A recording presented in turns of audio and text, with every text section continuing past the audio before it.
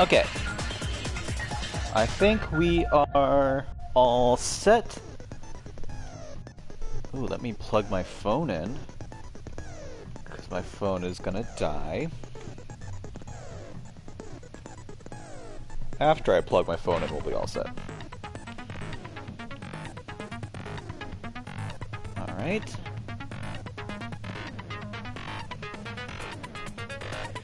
Okay, so what I'm gonna try to do is I'm going to try to complete the whole trial in one sitting.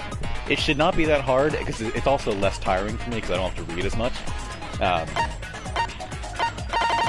But I think, so it'll probably be like 3 hours, maybe? We'll see. Okay, I have a bunch of skill points left over. Oh, I forgot to buy skill points. Hold on, let me buy skills now, since that's not a thing that they explain to you. How do you do it again? Okay, it's in report card and you talk to her. Okay. We got a lot of skill points, so what do we want? Increases the influence gauge.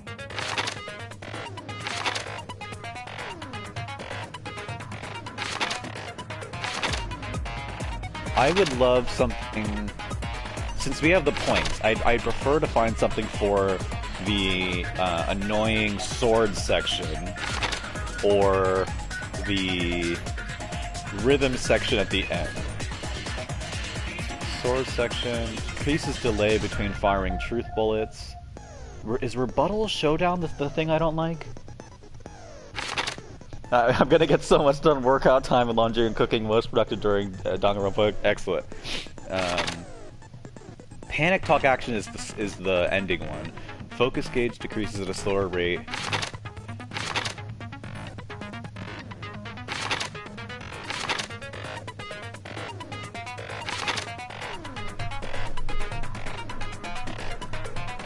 Okay, maybe rebuttal showdown is the one that I hate. Easier to shift mood. Yep, sure, let's buy this.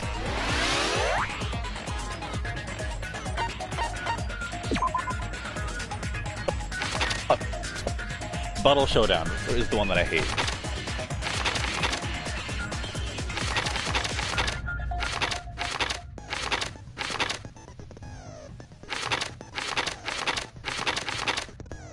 Delay, I mean, that doesn't seem that too good.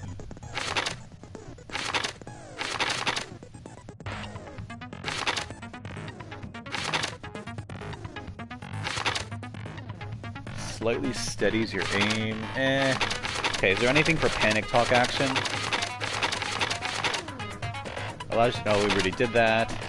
Increases bullet capacity, that seems good, okay. Damage to the opponent when a statement is destroyed. Let's do increased bullet capacity, because I hate reloading. Okay, and now I need to remember to equip them.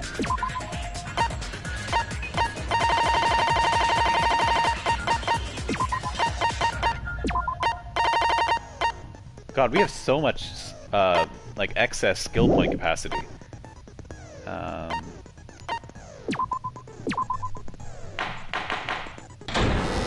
Maybe typing less during the next 30 minutes. Very much you guys to do workout. Let's begin with a simple explanation of the class trial. During the class trial, you will present your arguments for who the killer is and vote for who done it. If you vote correctly, then only the blackened will receive punishment. But if you pick the wrong person, I'll punish everyone besides the blackened, and that person will earn the right to leave this island. I'm sure you guys are starving by now, but let's get revved up and raring to go! Whoever survives will be treated to a fancy lunch. Guess what? Rabbit curry is on the menu! Huh? I'm not the main ingredient, right? I'm here today because Coach Nekomaru risked his life to protect me. I'm gonna be the one who avenges him. I'll definitely find out who the killer is. I'm definitely not tempted by curry. Got it? Akane, you seem to have an impressive amount of drool flowing from your mouth. Hey, why don't we try going over the incident? We weren't able to leave Strawberry House, So I want to make sure we get a detailed understanding. I discovered Nekomaru's body a little before 7 a.m. I headed over to Grape Tower for Monokuma Taichi and found the body there. Hajime and Chiaki were also with me. Hajime was with Miss Sonia and Chiaki that early in the morning? Don't tell me you three were together since last night! Imbecile! I am not some woman with flexible legs. Of course you're not. You're much classier than that. With legs like those, I could probably do the splits real easy. Oh my god. We just happened to run into each other on the first floor of Grape House and went to the tower together. And then, the three of us discovered Nekomaru's body. The body discovery announcement was made soon after. Akane heard that and rushed over. We heard the body discovery announcement too, from Strawberry House, obviously. As I recall, we found out the elevator was out of order, which left us stuck. So we decided to go to the tower for the time being and headed for Strawberry Hall. But someone even broke Strawberry Hall's door button. We couldn't go anywhere because of that. Thinking we should at least find some method to communicate, we set our sights on the lounge telephone. Forget these boring intros. Let's talk about the killer. Anyway, it's definitely someone from Strawberry House. Hold on a second. This is unrelated to this case, but the body discovery announcement requires... they say like 3 or more people discover a body. Did we ever clarify if it includes the killer? Because I know, like, obviously you would never design a case that would be ruined because of this, or like, I don't know, maybe. But part of me is like, what if the killer and 2 other people find the dead body, and then the body discovery announcement doesn't go off, or like, oh wait, no, I guess it would.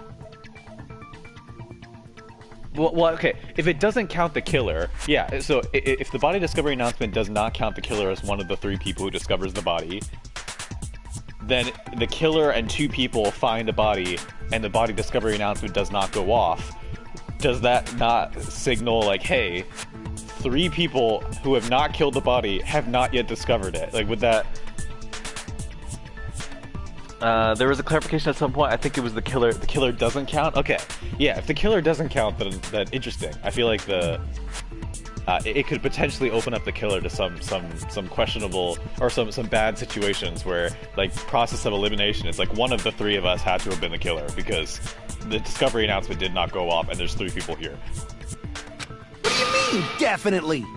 There's no way a chick would kill someone so cruelly. So it must be one of you Strawberry House dudes. One of you better hurry up and confess, or I'll break all of you in half! You're the cruelest one here! Now, enough with the lovers' quarrel. We need to think about this seriously. We don't have the luxury of discussing irrelevant We're just things. not going to question The Chiaki incident this calling time that a has lover's many quarrel. questions. The incident notwithstanding, I also have many questions. Then let's start with something even Miss Sonia can understand. Wow. The weapon. You like her. I don't know if she's gonna, Well, the be too weapon fond is of that obvious, statement. right? What the heck, you guys? The weapon! You can totally tell just by looking. You can tell what the weapon is just by looking. It wouldn't be much of a mystery if that were true. The only thing at the crime scene that looked like a weapon was probably...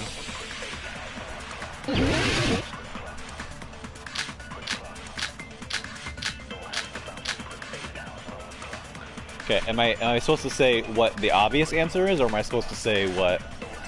I guess we Like, should figure a out the better weapon answer. first. The weapon was right there at the scene of the crime! That pillar, huh? No, the hammer!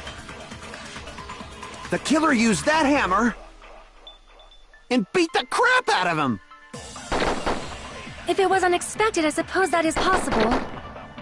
That's right! It was a surprise beating! The weapon is decided! Okay, so I think I just need to disprove that the hammer is the weapon. That's what they want me to do. Hammer on the tower was the weapon, like he said. It looks like that's the case, but... I guess we should figure out the weapon first. The weapon was right there at the scene of the crime! That pillar, huh? No, the hammer! The killer... What is the description that they're using for? So normal hammer, it's clean. I feel like that could disrupt it already, but it seems weird to use the new-looking hammer as evidence against him saying that it's the hammer. But that is an option. Let's see, what else do we have? We had oil on the floor. That doesn't seem to help. Chain, that doesn't seem to help, or doesn't seem directly related. Pillar fragments were underneath his body, but not on top of his body, which indicates that the pillar shattered before he fell on it. Does that disrupt the claim that the hammer is the weapon? I mean, that doesn't seem explicitly... What was the other one? Wire?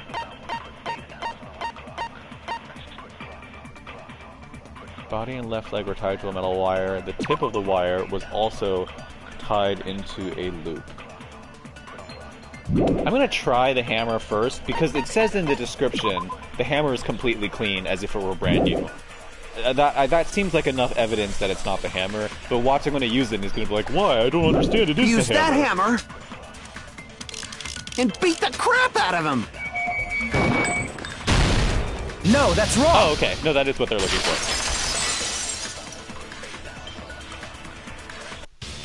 No, I can't accept that hammer was the murder weapon. Why not? Why can't you accept it? A lot of oil was flowing from Nekomaru's body. Just like human blood, right? If the hammer was used to beat Nekomaru, you'd expect some oil to be on it at least. But that hammer was clean. So that's why you can't accept that it's the murder weapon. Well, yeah, but the killer might have wiped off the oil later. Why? Well, obviously, to make the hammer look like it's not the murder weapon. Then why bother cleaning the oil?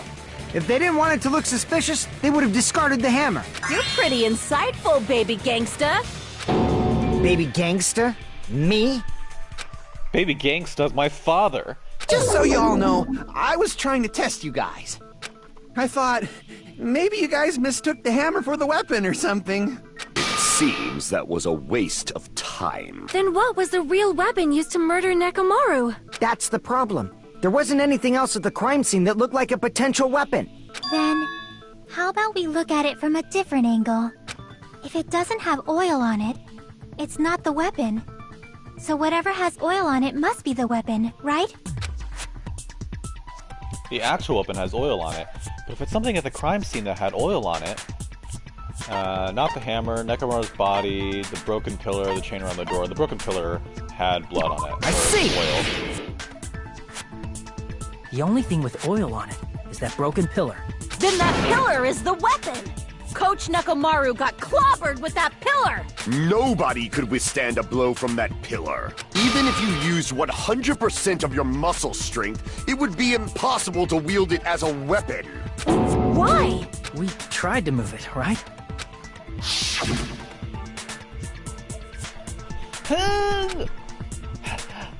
It's no use, it's barely budging. Didn't I tell you? Yeah, that pillar was pretty freaking heavy. But there's one dude who could have lifted that pillar. Huh? Who are you talking about? Coach Nekomaru's robot body. With that dude's super strength, lifting a pillar would be real easy. So, he lifted the pillar, and then what? Did he use it to beat himself? You mean Nekomaru killed himself? Don't be stupid! He ain't the type to commit suicide! Then even if Nekomaru could have lifted that pillar, it has nothing to do with the case at all. Well, I guess you're right. What the heck? But it does bother me a little. That word, suicide. By the way, the fourth murder of the killing school life was apparently ruled a suicide.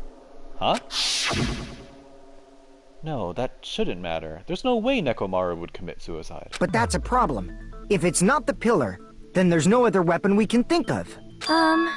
There may be a way to use the pillar as a weapon without lifting it. Huh? For reals? Yes, for reals. I see. So my gut was right after all. Alright, it's up to you, Sonia. Prove that pillar was the murder weapon. Understood. Then I shall give it my all. Sonia, here I go!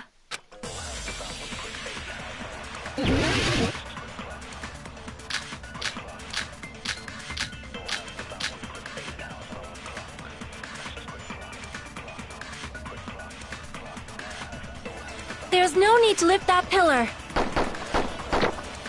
If the pillar was not lifted, beating him with it is beyond a dream. What about tipping the pillar over? They aimed I'm right so for his afraid head to and hit it by bullseye. accident. Because Even sometimes I it could takes probably one tip hit, it over.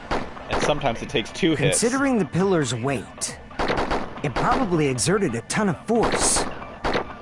Sonia, you go, girl! I'm getting hella excited! Oh, hey Chomsky, how are you doing? The killer murdered Nekomaru by tipping over the pillar. Is that really it? There's no need to lift that pillar. God, I didn't even listen to what they were If saying. the pillar was not lifted, Pillar fragments, probably. beating him with it is beyond a dream. What about tipping the pillar over? They aimed right for his head and bullseye. Even I could probably tip it over. Considering the pillar's weight, it probably exerted a ton of force. Sonia, you go, girl! I'm getting hella excited! Blah, blah, blah, blah, blah, blah. There's no need to lift that pillar.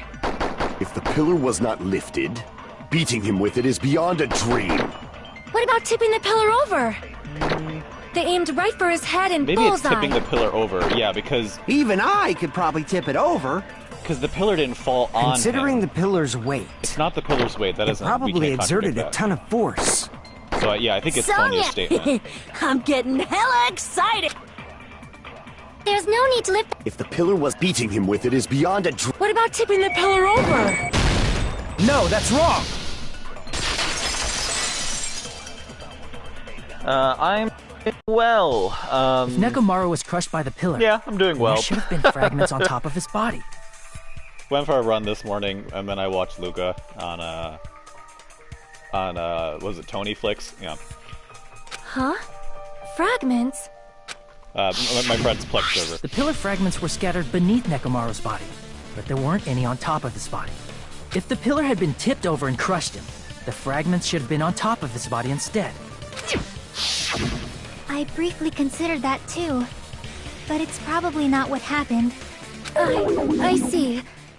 That was entirely my bad. If they didn't tip it over, then how did the killer murder Nekomaru with that pillar? How much longer are you gonna focus on the pillar? Just let it go already. There's no way I can let it go. I'm positive that Nekomaru was killed by that pillar. Why are you so certain about that? I just have a feeling.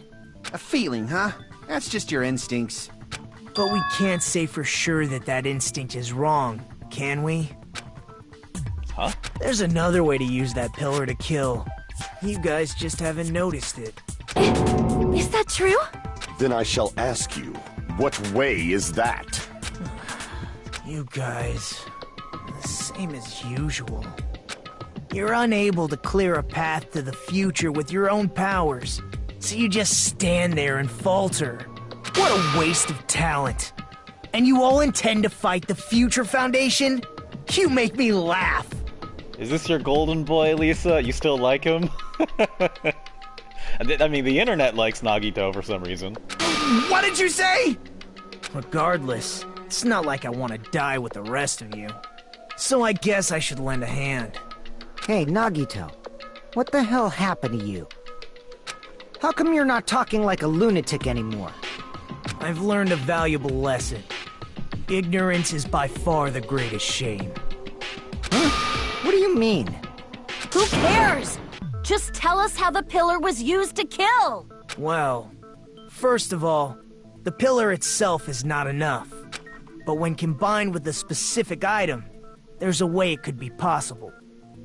A specific item? Of course, the ultimate weapon. Ultimate weapon? Under the table? Isn't that the thing you get when you clear the final dead room? So, Nagito knows what the ultimate weapon is? Of course I know. But I'm pretty sure everyone else has seen it, you know? We've seen it? That's right. You've seen it clearly. Because I, the one who has claimed dominion over evil, am the ultimate weapon. I am he who cuts the insolent catalyst which flows out from the chaos with the sword of victory. Sorry, I jammed my finger into the microphone to read Skuna's comment. I keep almost doxing everyone. Honestly, it does not matter because I only stream with people that I know in real life, so it's fine. But where's the phone ringing when we need it? I am disappointed that the ringing does not come back. We got both instances of ringing yesterday. It's only fitting that I deserve to be called the ultimate weapon! No, you are far greater than the ultimate weapon, since you wield your 4 dark devas of destruction. I see. I don't know why, but I'm not liking this. Cut the bullshit and say it clearly. What is the ultimate weapon? Wow, Dane doesn't even have the Asa doxed emote because Lupus didn't renew his subscription, so he is unable to use it. Is Neko the ultimate weapon? Maybe. I can see that. In order to clarify that, we first need to solve the secret of the funhouse. Huh? The secret of the funhouse? You still don't realize it? Jeez, get it together. You're supposed to be the symbols of hope, aren't you? Ah, I forgot. Except for Hajime, of course. Except for Hajime? If we make it out of this, I'll explain it to you guys. Anyway, we must first clarify the secret of the funhouse, right? Then I think it must have something to do with the structure of the funhouse. Strawberry House leads to Strawberry Tower, and Grape House leads to Grape Tower. But in actuality, they are both the same building, and both houses are linked to the central tower. It is undeniable that such a sweet building structure is the secret of the funhouse. I like how, actually, maybe we already pointed this out, but the X's on all the portrait faces sometimes change depending on their talent. So Teru's is a fork and a knife. I think that's cute. Man, not only does that make perfect sense, but Miss Sonia's beautiful voice is just so soothing. Faux show! I shall God. leave this matter to your discretion. The two houses are connected to the tower in the middle. I thought that at first too, but I ended up finding proof that completely contradicts that.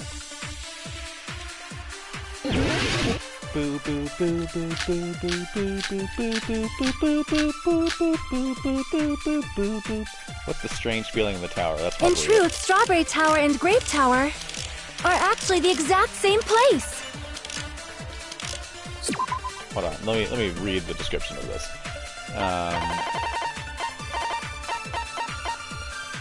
Okay, yeah, so strange, yeah, this is that no matter which door you enter into, you see the same So that's the secret of the funhouse. Is that really it? It's weird to say they're both the same place. I mean, the walls are different colors. That's normal, that's And the just designs light. on the floor are also different. That's just a projection. We've already settled this problem. Give it 10 years before you argue with Miss Sonia. Okay, I didn't see any statement there that seemed jarring, though. Blah, blah, blah. If that was the only mystery, there'd be no way. I get to mention it here. In truth, It should Strawberry be Tower and strange Grape feeling in Tower Tower, are but, actually the exact same place. but that is still No, true. that's wrong. It is the same place. It's just not the same place in the way that they think it is. Both of those towers, are they really the same place? I mean, technically, yes. Why are you asking that now? Do you harbor a grudge because my kingdom destroyed your homeland? Hajime, I won't tolerate any sort of rebellion. I mean, doesn't it seem Wait, strange? her kingdom destroyed our homeland? What?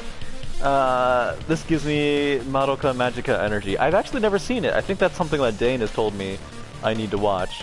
But like all things that Dane tells me I need to watch, I don't watch them until I'm forced to by someone else. When we went to Grape Tower from Grape Hall, Nekomaru's body was in front of the door to Strawberry Hall. But when we went to Strawberry Tower from Strawberry Hall, his body was in front of the door to Grape Hall. It's probably some kind of trick, like the floor rotating 180 degrees or something. If it is, then see? That means it could have passed as the exact same place, right? If so, then what? Do you seriously think such a simple answer is the correct answer? Does that mean he's wrong? Oops, I guess I've said too much. If the floor didn't rotate, then that means we need to think about the structure of the building again. Bow down!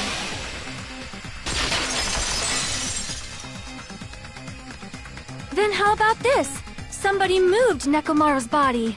That is just obviously not true. We all got in an elevator together. Why do we need to do a panic talk action or a rebuttal showdown we were for moving this? from Grape Tower to Strawberry Tower, but we should have all been together during that time. Even if they tried to move the body inside the tower. Then Monokuma did it. While we were moving, Monokuma quickly moved things around. But Nekomaru's body wasn't the only thing moved. Are you saying the broken pillar was moved too? If it is too heavy to carry, let them roll it.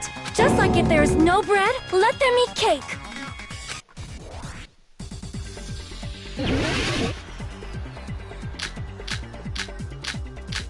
I hate this minigame. I hate it so much. How are you supposed to listen to them talk and pick There are something many different ways. and also swipe? The body and the pillar could have been moved. The pillar could have been rolled. And Nekomaru could have been moved piece by piece. I forgot. I decree forgot it was the code. It's Monokuma's doing. okay, it's like stronger if you do two in one direction and then one in the other direction, but I always Moving forget. the body and the pillar in such a short time. That might be hard even for Monokuma, don't you think?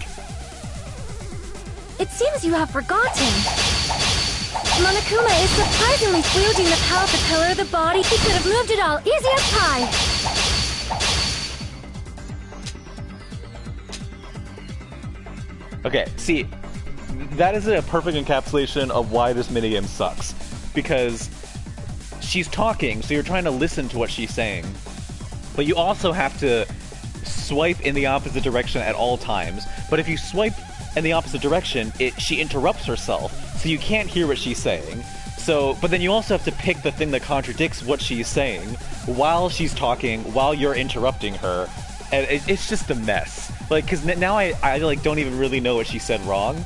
So I'm gonna have to do this again and try to pay attention to what she's saying wrong without losing any health by failing to like slash her statements. And then once I figure out what's wrong, I need to like look through all of the different swords so that I can do it at the same time. It's just what a terribly designed minigame, honestly. It seems you have forgotten. Monokuma is surprisingly strong. Wielding the power of the pillar, the body, everything at the crime scene, he could have moved it all, easy as pie. Yeah, I see. I'm just gonna let myself retreat because I need There to are many look at my different sword. ways. The body and the pillar could have been moved. The pillar could have been, and Nekomaru could have been moved piece by piece. I decree it was Monokuma's doing. Maybe it's the chain because she couldn't have gotten in. Moving the body and the pillar in such a short time. That might be hard even for Monokuma, don't you think? It seems you have forgotten. Monokuma is surprisingly strong, wielding the power of the futuristic Robo-Bear. No, that's not right. I panicked. That's an audible. That is an apple of an assumption. There's no way I can understand what you're saying. Crap! Damn it! I won't be able to cut Sonic's rebuttal with this. I need to It think it seems over you again. have forgotten. Monokuma is surprisingly strong, wielding the power of the futuristic Robo-Bear, the pillar, the body, everything at the crunch. He could have moved it all, easy as pie. Can't be the wire. Damn it! Shut up. There Go are talk to many me. different ways. Can't be the wire. The oil on the The the body oil of on the the pillar floor. could have been moved. Couldn't have moved the oil on the The floor. pillar could have been There we go. rolled. And Nekomaru could have been moved piece by piece. I decree it was Monokuma's doing. Why is this statement taking forever? Moving the body and the pillar in such a short time. But then the statement that has something That I might can be hard contradict even in for it, if I Monokuma, hit don't it you once, think? it's gone. It seems you have forgotten. Monokuma is surprisingly strong, Wielding the power of the future pillar, the body, everything at the crime scene? Allow me to cut through those words! I hate it. Moving the body and pillar is possible, but it would have been impossible to move the oil on the floor. When the position of Nekomaru's body and the pillar changed, the oil surrounding his body moved too. Physically moving all of the oil like that is simply not possible, no matter how you look at it. Then it's impossible to think it was moved. I am terribly sorry. I cannot believe I got so fired up. It's all right. A fired up Miss Sonia is awesome to watch. So what really happened? Does that mean the two towers aren't the same building? We can't be certain of that either. Not when the experiment involving the handbook I left on the tower floor was a complete success. Yeah, the e-handbook was still there. That's why we thought the two towers were the same building. If they're not the same building or two different buildings, then what are they?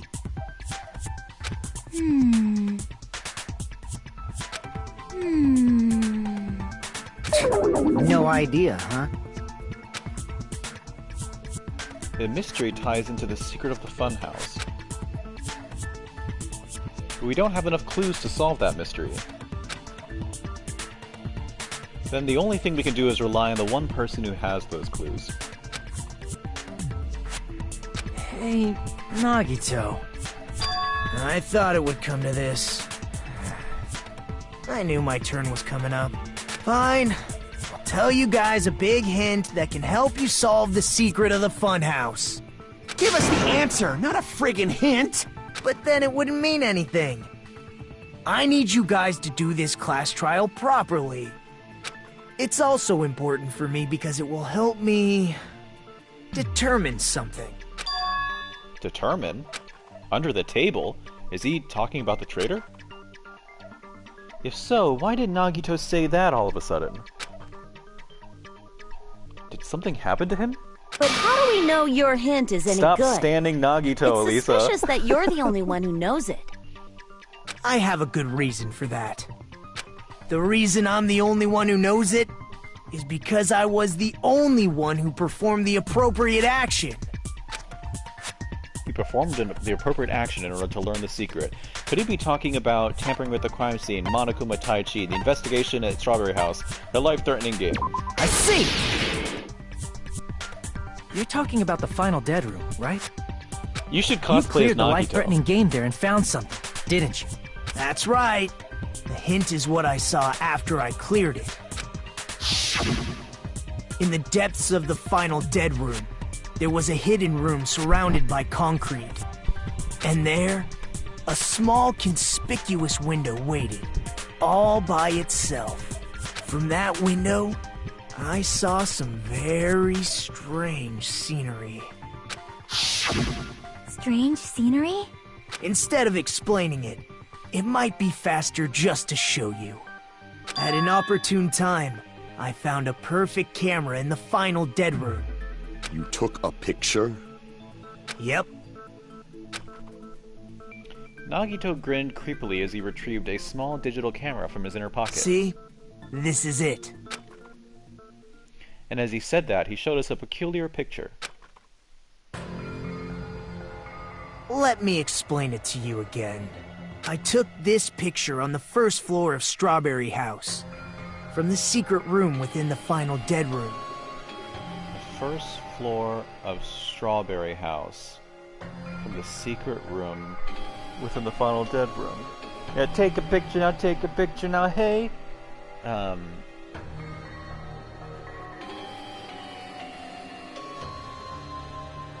Is this... This is not what I was expecting to see, and I know how this case works. I'm trying to do the... I'm the meme with all the math equations appearing in front of that woman's head right now. I'm trying to figure out how does this connect to what happens. But don't you think it's weird? If the funhouse's structure is what you guys have been thinking, then there's lots of things that don't make sense in this picture, right? lots of things that shouldn't make sense in this picture. Then let's begin. Shall I call it thinking time?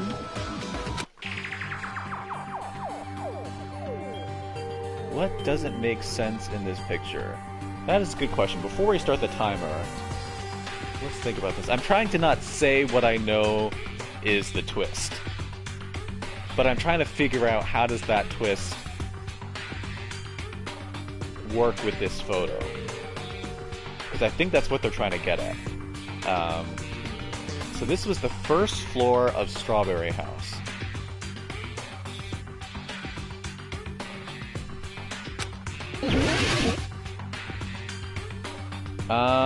I mean, this is not the twist, but one could argue. First floor, why are we above the trees? Here! You said this photo was taken from the hidden room inside the final Wow, dead room, that's what right? that's what they wanted? Okay. Sure. Okay. If that's the case, then that means it should have been taken from the first floor of Strawberry House. Yeah, it should have been. Then, this is definitely strange. This photo doesn't look like it was taken from the first floor. The angles suggest it was taken from higher up. I see. And is that it? Nagito said there's lots of things that don't make sense in this photo, which means there are other contradictions contained in it. What doesn't make sense in this picture? I mean, I don't know.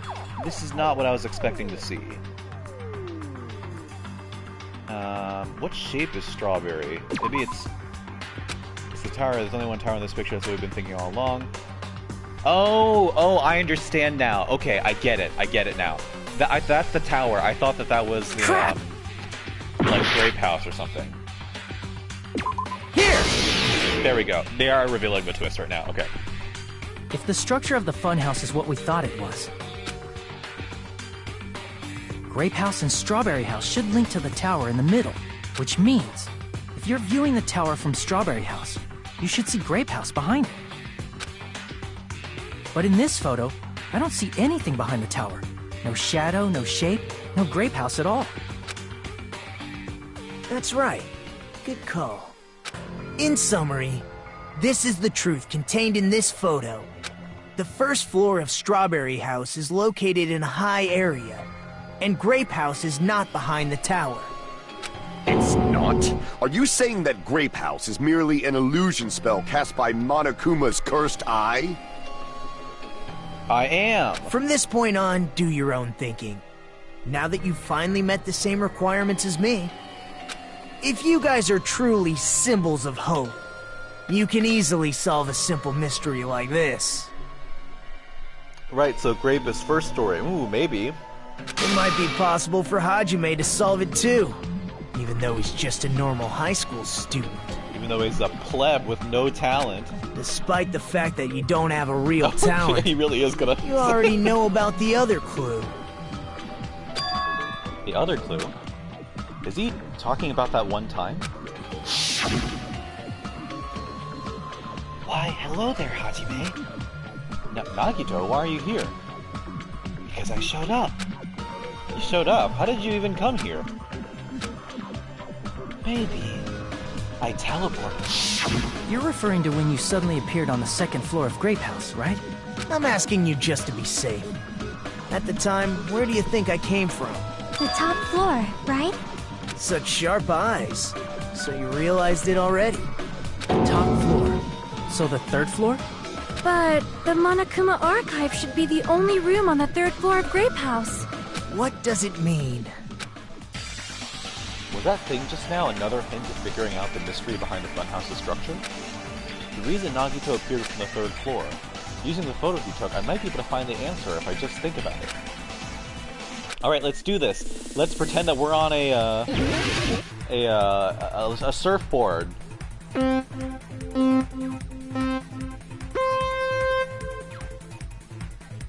What are the controls? Oh god. Okay, it's just... what's jump? What's jump? What's jump? How do I jump? How do I jump? Which button? Okay, L1 is jump. How do I speed up? Oh my god. Is it X? Okay. We're good, we got it. First try.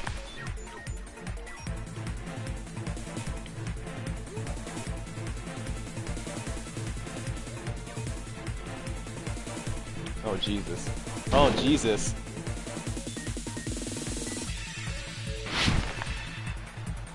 Do Strawberry House and Grape House both exist? Yes, they both exist. This is me in my dissertation defense, by the way. It just zoned out and pretended I was on a surfboard. Oh god, I thought that was a speed pad. I am not gonna win this time.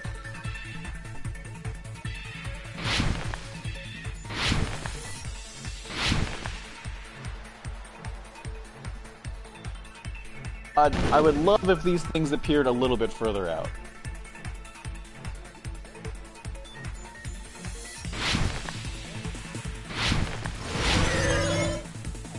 Question 2.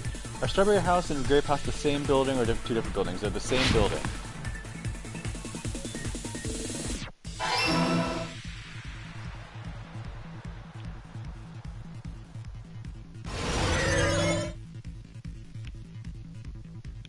Oh, I missed that speed pad?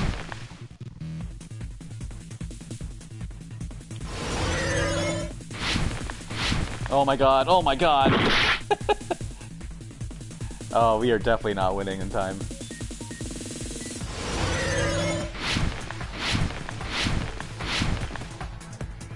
Alright, they are vertically positioned. 20 seconds, we can do this. 20 seconds, please let the end be soon. Oh, it is. Perfect. Okay. We're not gonna get a good score on this. It's all coming together!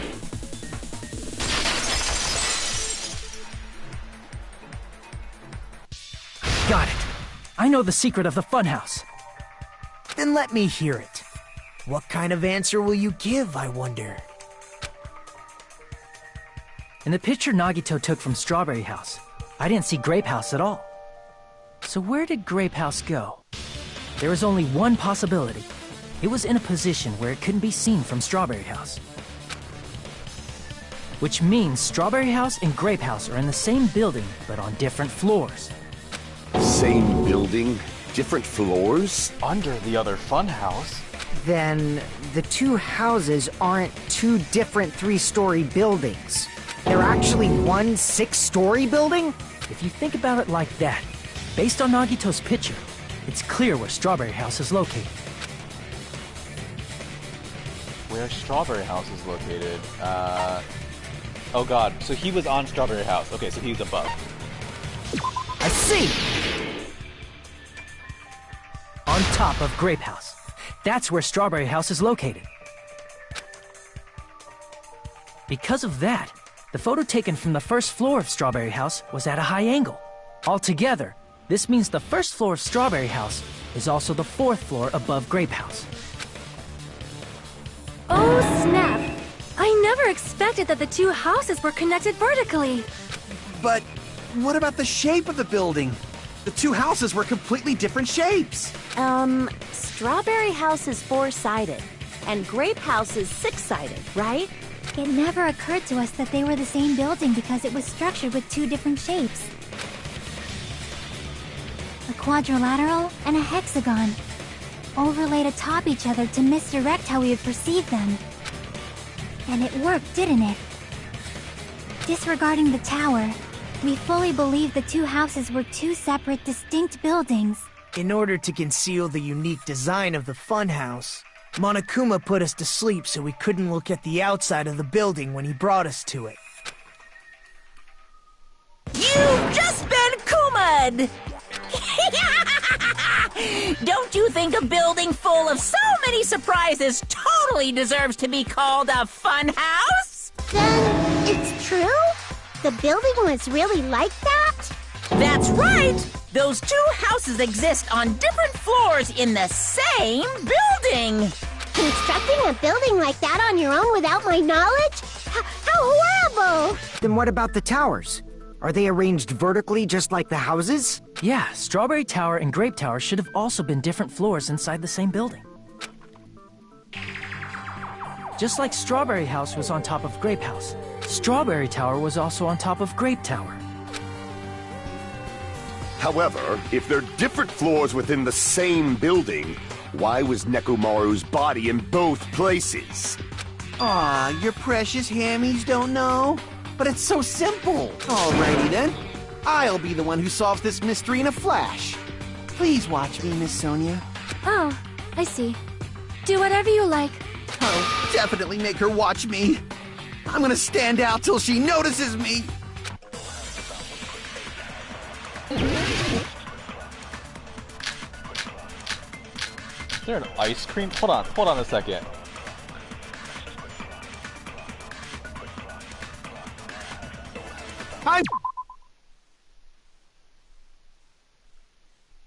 That is an ice cream truck chime.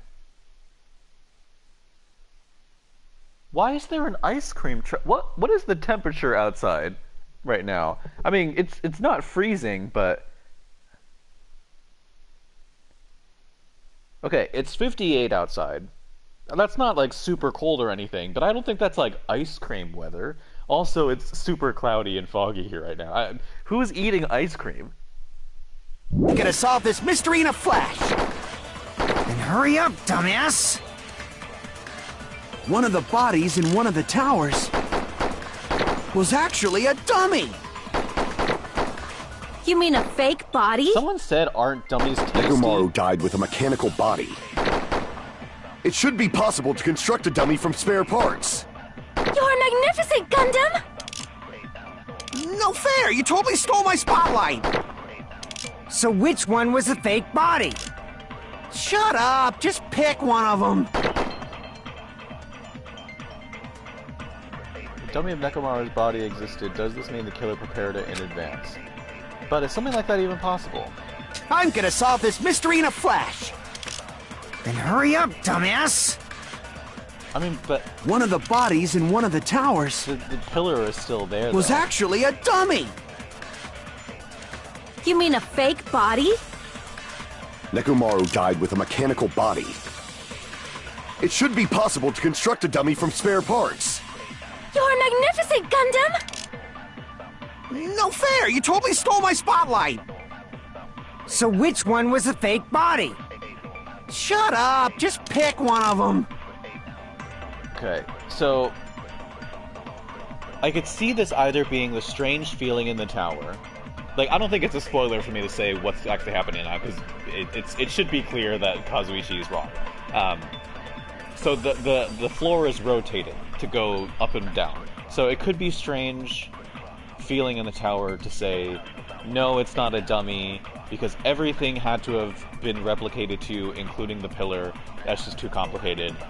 Probably what's happening is the floor is rotating to each of these doors. So it could be strange feeling. I could also see it being the pillar, because that's an option to say, okay, they replicated his body, but why is there a pillar there too? Did they replicate the pillar? They clearly didn't.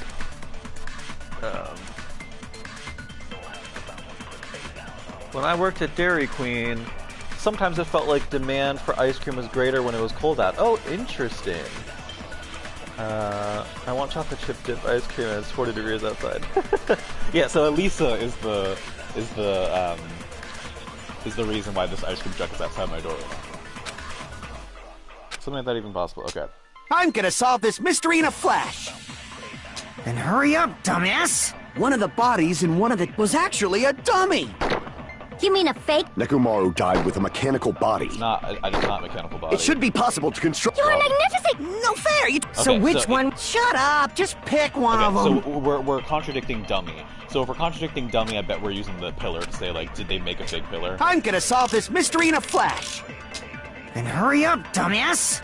One of the bodies in one of the towers was actually a dummy! Nope. Oi! You're not making any sense! If you got something to say, just say it! Damn it! We're gonna shoot through the contradiction with this. I'm gonna solve this mystery in a flash! Then hurry up, dumbass! One of the bodies in one of the towers Is it? I feel like they're not was gonna actually like a dummy! No, that's wrong. Really, it's the same thing. Okay, see, I think this is sometimes what gets me confused. Is I feel like we're just repeating the same Nekomaru's thing over body and over wasn't again. a dummy. That can be proven by Kazuichi's account. Just say like, hey, it's still the same piece of evidence. It's still rotating. And then someone's like, but what about the pillar? And it's like, no, it's rotating. And they're like, but what about the blood? And you're like, it's rotating. How many times do we have to say this? Me? Remember? When we moved from Grape Tower to Strawberry Tower. Oh, I'm a little quiet? Okay, I'll raise my volume a little.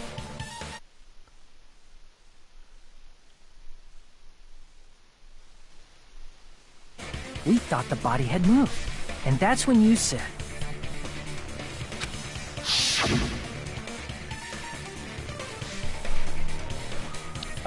Not just that, the parts that I carefully arranged when I disassembled the body all moved too. Right up until that moment, you were disassembling Nekomaru's body at Grape Tower, right? The killer couldn't have known how you'd take apart his body, so they couldn't have built a dummy. Unless Kazuichi was the one who built the dummy, then it would be a different story. Miss Sonia, that's a pretty harsh joke. You are joking, right? It's alright. Kazuichi is not the killer. If he was, he wouldn't have fixed the elevator or the button in Strawberry Hall. I mean, he did fix it at the last minute. He took It'd a be sweet much time. more convenient for the killer if it stayed broken. I see. That is disappointing. I'm even more disappointed. However, even if Nekomaru's body wasn't a dummy, it's meaningless if we don't have the important answer. The reason Nekomaru's body was in both towers, even though it was supposed to be on different floors. Maybe it was simply moved? The body moved to a different Oh floor? my god. You can't think of a device like that? Oh my A god. device that moves things to different floors? It's just an elevator. It rotates to go to different floors. I feel like I've seen that before. This is gonna be like the next 40 minutes where they're like, but I don't understand. If Nekomaru was in one tower, and that's above the other tower, and then Nekomaru's body was in another tower, which is below the tower, how can it be in both places at once? When we've already previously thought that both towers were the same place and recognized that the walls are just lights and the floor is just projection, and that it's still clearly the same set.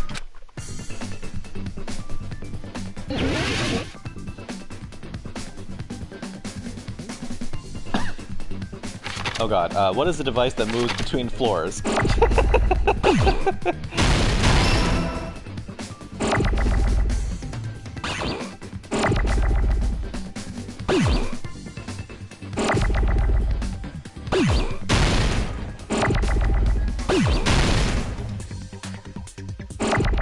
It's stairs! Are you gonna give me...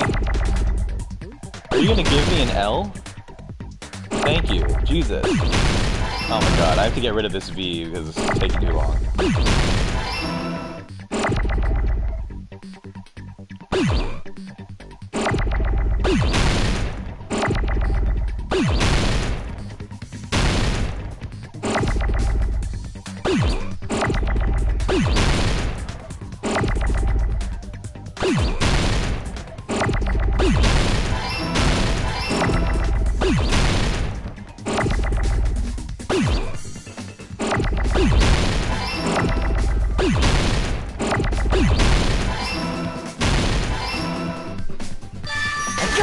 Elven Raider, Elfen Lead. You must be Easy talking about an potato. elevator. Just like how Elisa put poop in Kurt's potato. you must be talking Are about you elevator. saying Nekomaru's body was transported using an elevator? Where the hell is this elevator anyway? It's the tower itself. The inside of the tower is one big elevator. Which means the tower was designed so that the whole room goes up and down like an elevator. So whether you enter from Strawberry Hall or Grape Hall... I wasn't gonna explain it until you asked. I had a dream last night. I've been keeping a dream log for over a year, and then I spam Dane with screenshots of it every once in a while. But no, I had a dream last night that you, Kurt, and I were in a department store, and we went to like a little eatery section of the department store, and we all sat down, and you just told me I put poop in Kurt's potato. And I was like, what? And you're like, I put poop in Kurt's potato, and then you like pointed at Kurt's potato. But then like when I went to look, there was no potato and there was also no poop. So I was just extremely confused the entire conversation. But you put poop in Kurt's potato. It all leads to the same room, right? So that's why we could only enter it from one side or the other. Now that you mention it, sometimes when I pressed the door button, it took a while for it to open. I see. We were basically waiting for the room to arrive, just like an elevator. Please hold on. If the inside of the whole tower ascends and descends like an elevator, then why is there a picture of a strawberry on the far back door when you enter from Grape Tower? And a picture of a grape on the far back door when you enter from Strawberry Tower. If the room just moves up and down like an elevator, there's no reason for the doors to change. Plus, after the incident, the far back door in Grape Tower had chains wrapped around it, right? Okay, the real question though is, if this is an elevator, how, like, is the floor flush against the wall? Because those doorknobs would be hit, those handles would be hit. Really, these doors should be, like, push-open doors or something. Because otherwise, how are you gonna, the floor when it moves up and down, it's gonna hit the doorknobs. But when we entered Strawberry Tower, those chains were gone. Not just that, but if I remember correctly, even the doorknob was broken off. Maybe it's like, maybe since it rotates, there's just like a perfectly sized hole on the other sides of the wall that fit the doorknobs, so that when it rotates, it goes through the hole. But you just can't see it because it's on left and right. Maybe that's what we'll go with. I don't think they ever explain it. There are too many strange things. Was that tower really an elevator? Because, I mean, if the floors were not flush against the wall, it'd be so much easier to figure out that something weird is going on. When you see people and things, make sure you focus on the good parts instead of the bad. What did you say? So, let's put aside what's changed and focus our attention on what hasn't. Why do we have to do that? It's fine. Come on. What does everything that hasn't changed have in common? The things that didn't change when we moved between the two towers. That includes the body, the pillar, and the oil. We've been talking about all that stuff for a while now. There shouldn't be anything strange about them, not even the fact that they all moved with the elevator. The one thing these all have in common are, they were all heavy, they were all on the floor, they were all huge, they were all Nekomaru's parts. I see! Is it safe to say that all the items on the floor didn't change? Yeah, they're still questioning the elevator. Even they're like, but what about the door? It's a fake door! It's a fake door! Like, the photo of the funhouse not being where we thought it was should have just, like, tipped you off that the door is fake. And? And? Why did the picture on the far back door change? If you can figure that out, you'll have the answer. The reason is because that elevator has something unique about it. There's something unique about the elevator. It's a normal circle, only the floor moves, there's no ceiling, you can only enter one side at a time. I mean, both of these are true. You can only enter one side at a time. That is true. And only the floor moves, but I think they want only the floor moves. I see! So that's it. The elevator was designed so only the floor moved. What do you think an elevator is? Like, Okay, no, that's not fair. In an elevator, the walls move too. But, like, did you think the whole room was moving? How did we not... What did you think was happening? Only the floor moved?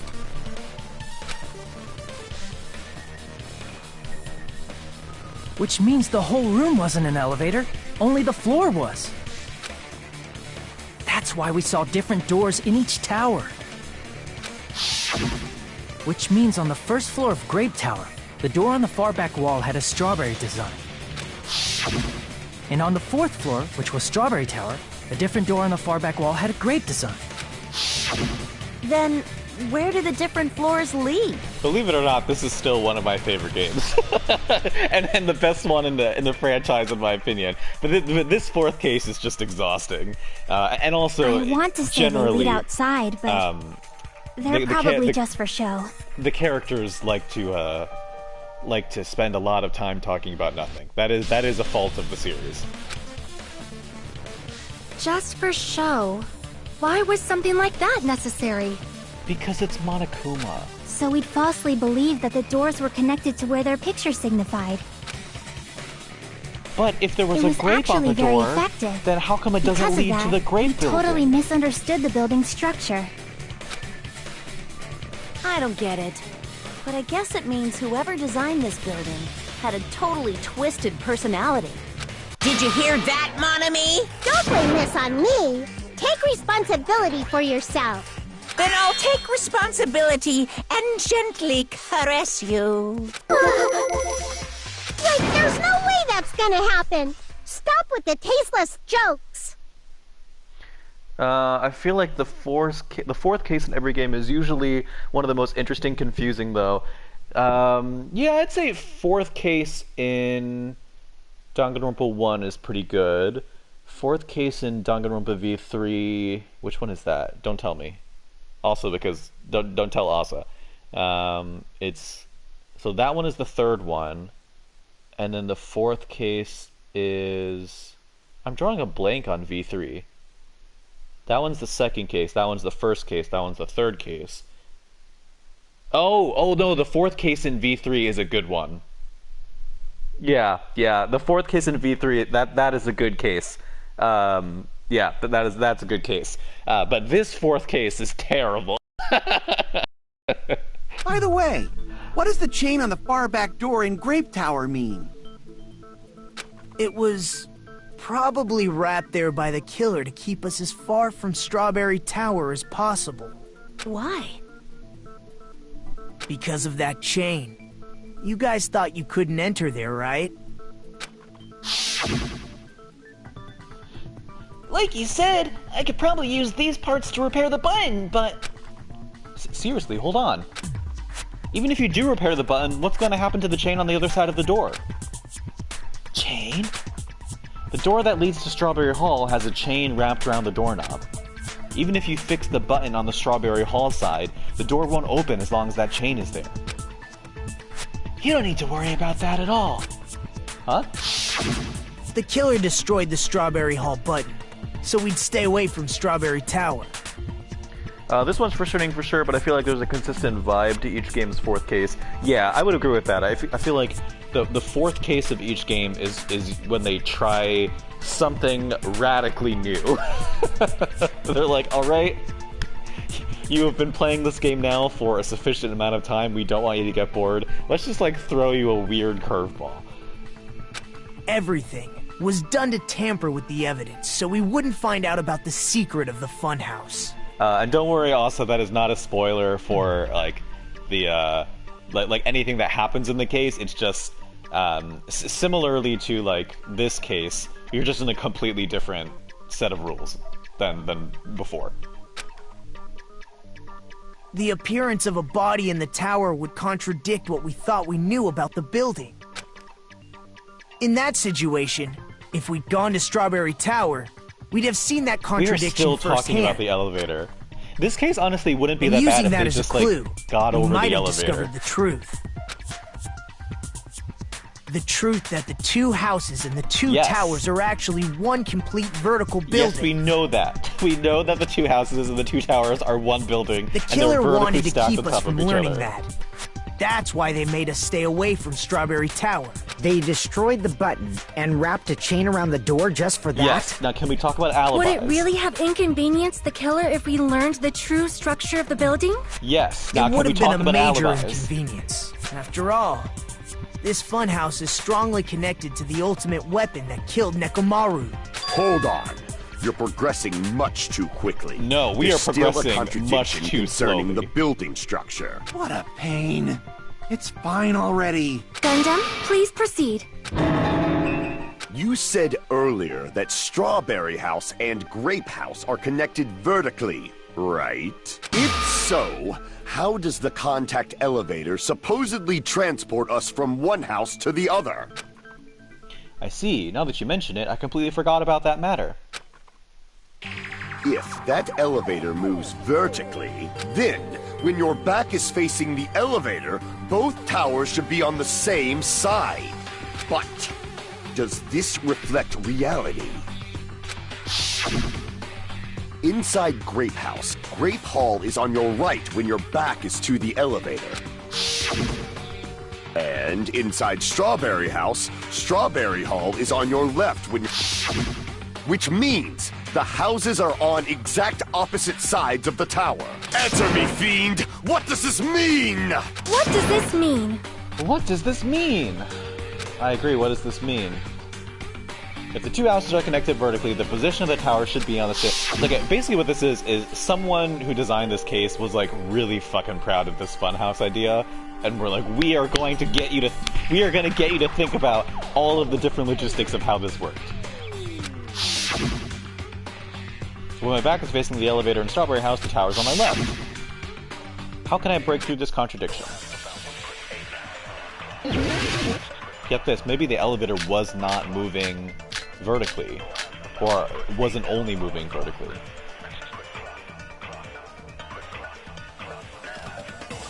If the two houses are connected vertically, The elevator should move. vertically, not horizontally. However, at both houses, if the contact elevator is behind you, the towers are in opposite directions. Which means your reasoning... It's clearly contradictory. What's with this iron curtain of teamwork? So Gundam and Sony have matching arguments. It sounds like it makes sense, but is that really correct? This might be Kazuichi's compass, but I don't know if that's one of the options. Not that, not that, not that, not that. Okay, she heard a rumbling noise. That's not related. You saw Nekomaru, the clock. Contact elevator used to move between both houses was broken and no longer worked. It was apparently broken at the Grape House side, so the last person to use it would have arrived at Grape House. That's not relevant. Kazuichi's account would be what I would do, but I don't know if I saw that as a bullet.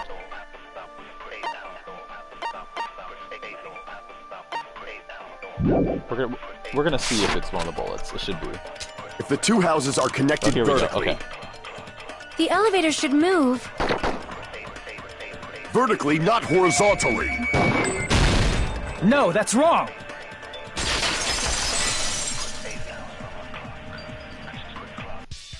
The elevator wasn't just moving vertically. Isn't that right, Kazuichi? Huh? Me? Come on. You used the elevator while you were holding that compass Nagito gave you, right? Ah, that. Yeah, it was pretty strange. From start to finish, somehow the compass needle rotated 180 degrees. Rotated 180 degrees? Meaning, as the elevator moved between the two houses, it also rotated 180 degrees. It was probably following the building's perimeter as it rotated to the other side, which means the exit would be on the opposite side once you arrived at the other house, right? And thanks to that, the tower we saw on our right side when we arrived at Grape House appeared on our left side when we were at Strawberry House. An elevator that rotates while it moves. Is that even possible? It's like something from an amusement park.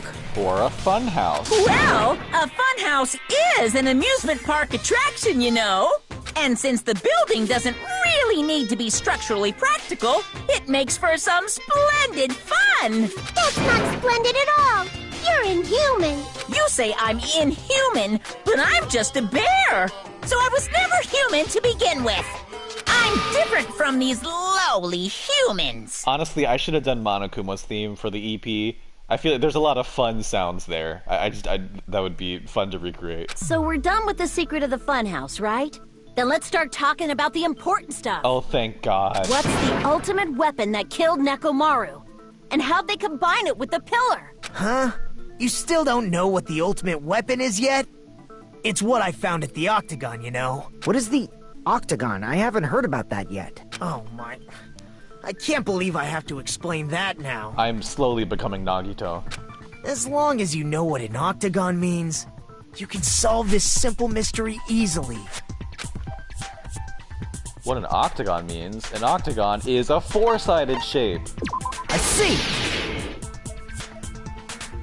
If I recall, an octagon is a shape with 8 sides, right? I didn't expect you to know that.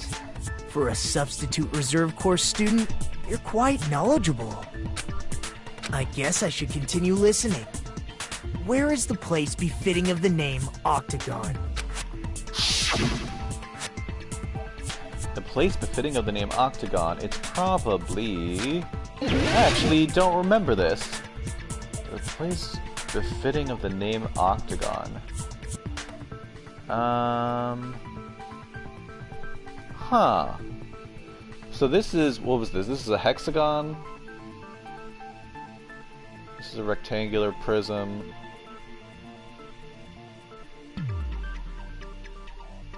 I actually don't know what they want me to do.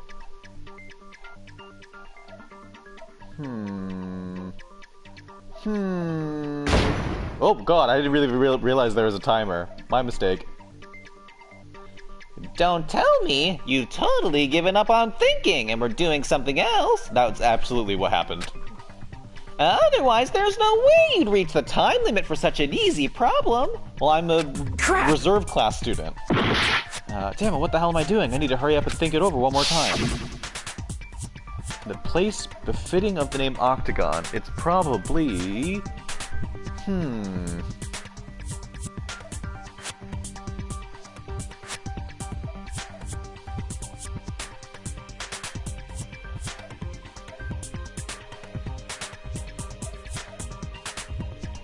I literally do not know what they want. I'm just gonna start clicking places. That's the elevator, that shouldn't be it, but...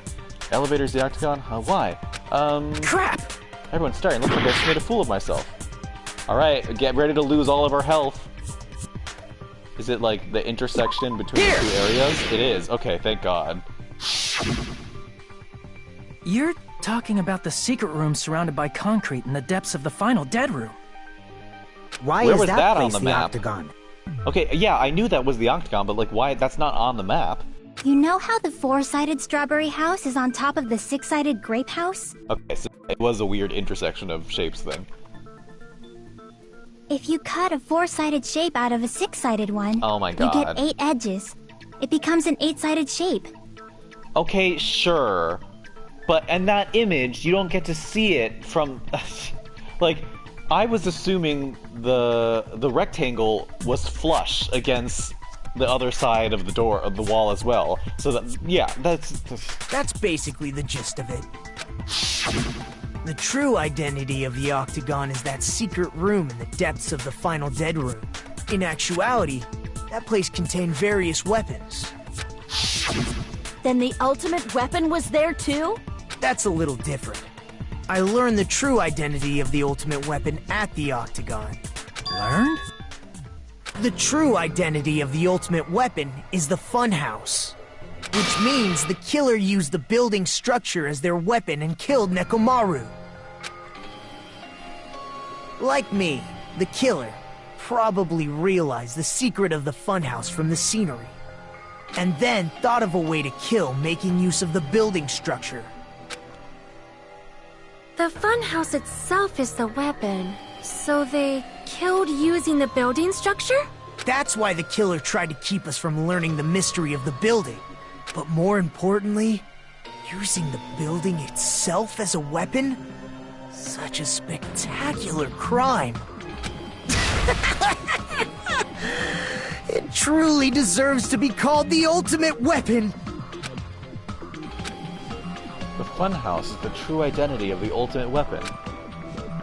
What does this mean? how did the killer use that to murder Nekomaru?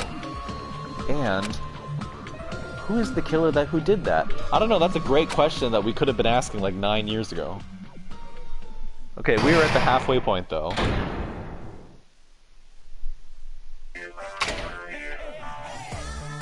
Hiya! Oh god, I forgot his voice. Why, hello there! I thought of a new bad word to call Monami. I can already tell I won't be pleased by this. Whoa! Then let me say it right away. I'm already used to insults and slander. There's no way I'll get hurt by a mere word. Whoa! Monami is a serious Stufatly. That's much more straightforward than I expected. Stufatly, huh? That's not it. That's not it at all. Stupid, fat, and ugly. The perfect jet stream attack. Incorporating all three of these would be... ta-da! Stufatly.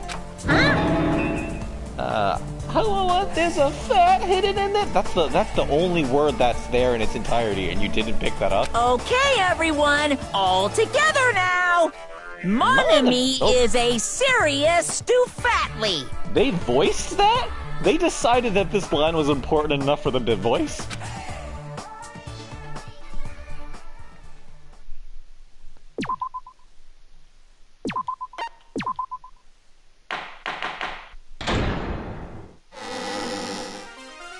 Hello. I hope your day is well. I'm trying to force myself to be more energetic, or else my mental state won't be able to keep up. My heart's thumping like crazy.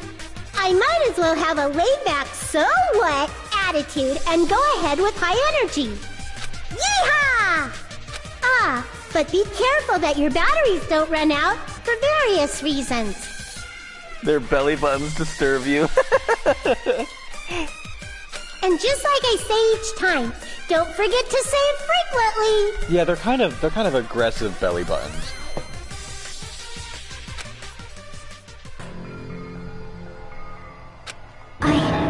I never expected the funhouse itself to be the ultimate weapon. Oh well, let's just press on ahead. Is it really alright to accept a situation so easily?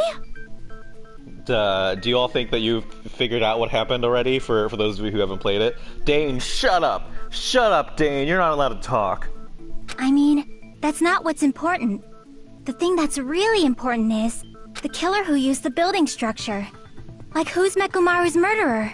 But is it really okay to believe the building is the weapon? Nagito said it, you know. There's no way I'd lie at such an important moment. I don't want to die either. What happened to the bastard who kept saying how much they didn't mind dying? He's right. There was a time when I thought I could become a stepping stone for your hopes, but... I will sincerely retract that remark. Take a guess, Elisa, at who did it.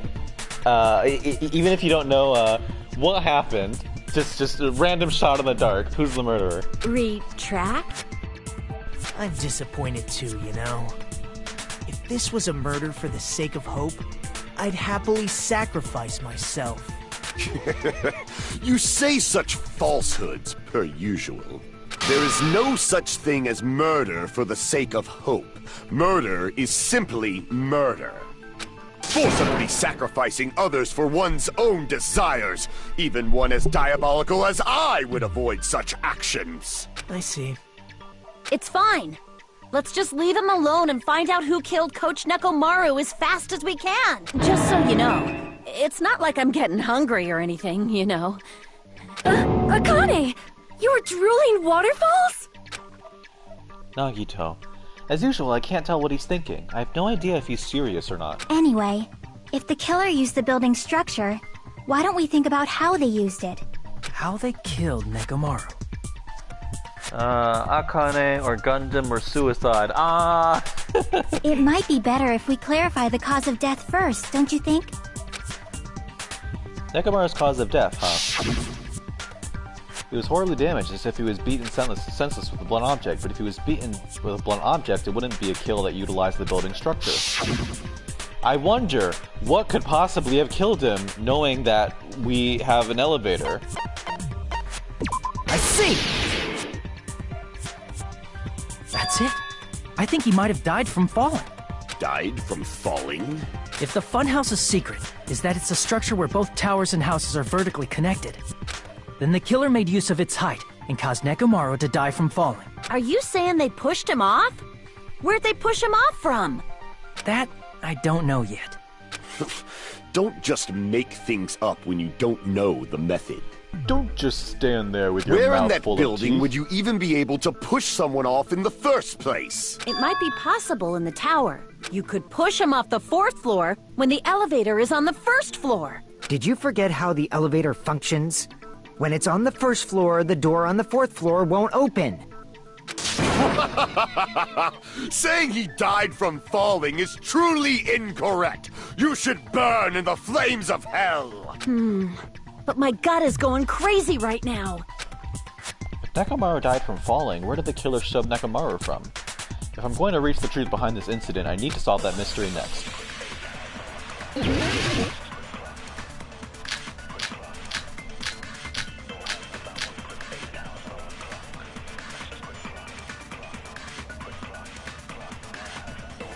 When the elevator is on the 1st floor, you can't go through the door on the 4th floor.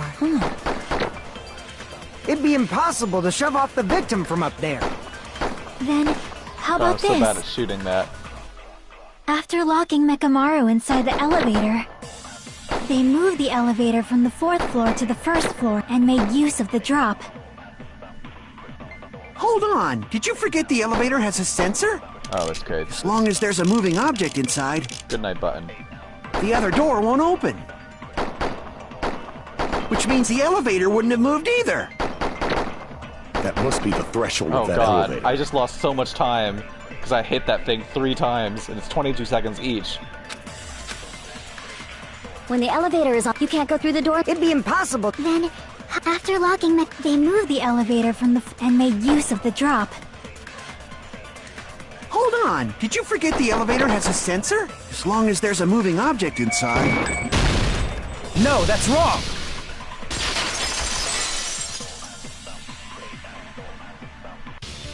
That sensor should only work if something is moving. If Nekomaru wasn't moving inside, the elevator sensor wouldn't have detected anything. Could it be his sleep mode? When Nekomaru's goodnight button is pressed, all of his functions shut down, and he enters sleep mode. If he's in sleep mode, the elevator sensor wouldn't have noticed him, right? I see. So that's how... However, even if they moved the elevator in that manner, Nekomaru would have just moved along with it. There would have been no drop for him to fall and die from. Yes?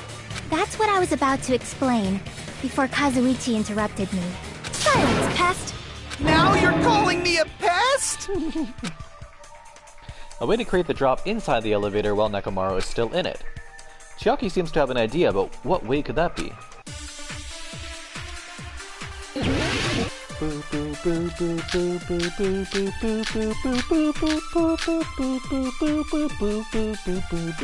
Oh, that did not go the way that I thought it was going to go. If you arrange it a certain way, you can cause the drop within the elevator. So you're telling us all to think about the arrangement, right? That arrangement is... The hammer is suspicious. Isn't it about time we went over the pillar again? What about the oil on the floor? The doorknob on the floor seems suspicious. How about we all shut up and listen to what Chiaki has to say? Silence, pest! Don't be so cold. What if I start to enjoy it? Oh my god. Kazuichi, why? Broken Jordan, final. Okay. The screws at the base, blah blah blah.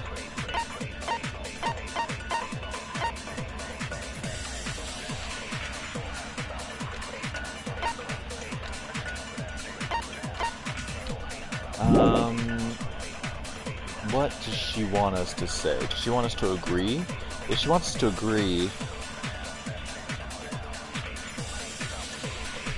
I forgot the button that I need to press to, like, steal someone's words. If you arrange it a certain way, you can cause the drop within the elevator. So you're telling us all to think about the arrangement, Fine. right? That arrangement... The hammer is suspicious. Isn't it about time we went over the pillar again? What about the oil on the floor? The doorknob on the floor seems suspicious. I thought the doorknob might have something to do with it, but I don't really know how. You should stop saying things that don't make sense and think about this more seriously. Crap! If you arrange it a certain way, you can cause the drop within the elevator. So you're telling us all to think about the arrangement, right? That arrangement is... What? The hammer is suspicious. Isn't it about time we went over the pillar again? Oh, What about the oil on the floor? The doorknob on the floor seems suspicious. can I not steal this? I cannot. How about we all shut up and listen to what Chiaki has to say? Silence, pest! Don't be so cold. Yeah, do something. What if I start to enjoy it? I think you're cutting on slightly. Oh no! Hold on.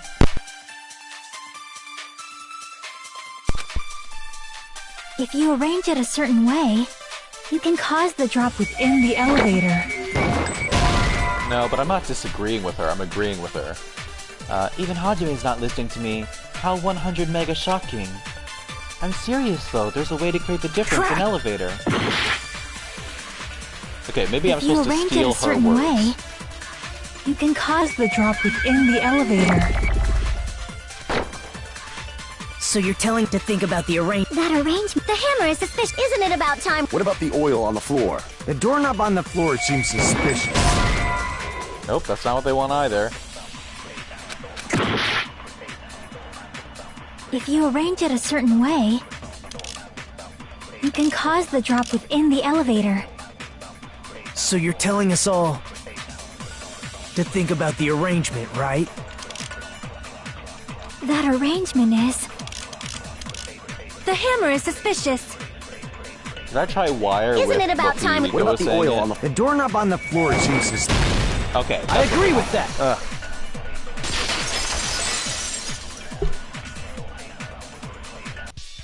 Didn't the doorknob have scrape marks on it? That might have been where it got scraped by the wire. Is that the same wire that was tied around Nekomaru? The tip of that wire was tied into a loop. If the elevator moved while that loop part hung from the doorknob... If they did something like that, he would have been suspended in midair. That's right. He was suspended in midair. Huh? The killer tied up Mekamaru with the wire while he was in sleep mode. Tied the tip of the wire into a knot and hung it on the doorknob to the 4th floor.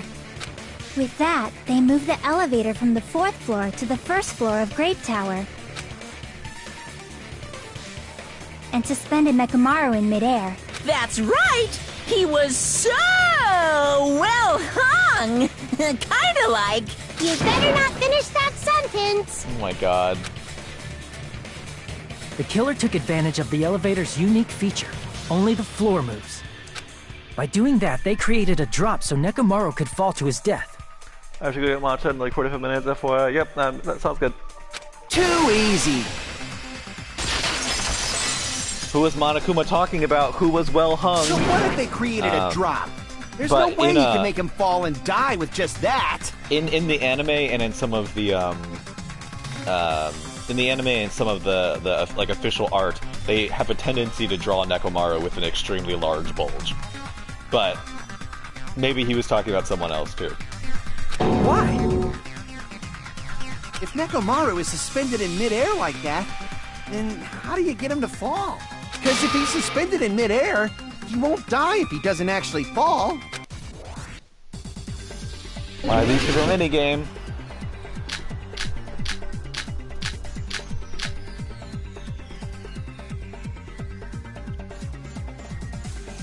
Even if they suspended Nekomaru from a wire, how would they make him fall? There's no one in the tower to push him off. There's no way they could do that.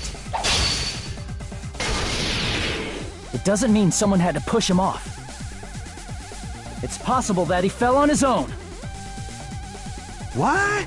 Nekomaru fell off? Nekomaru should have still been in sleep mode, right? If he was sleeping, there's no way he could do that to himself. Damn it!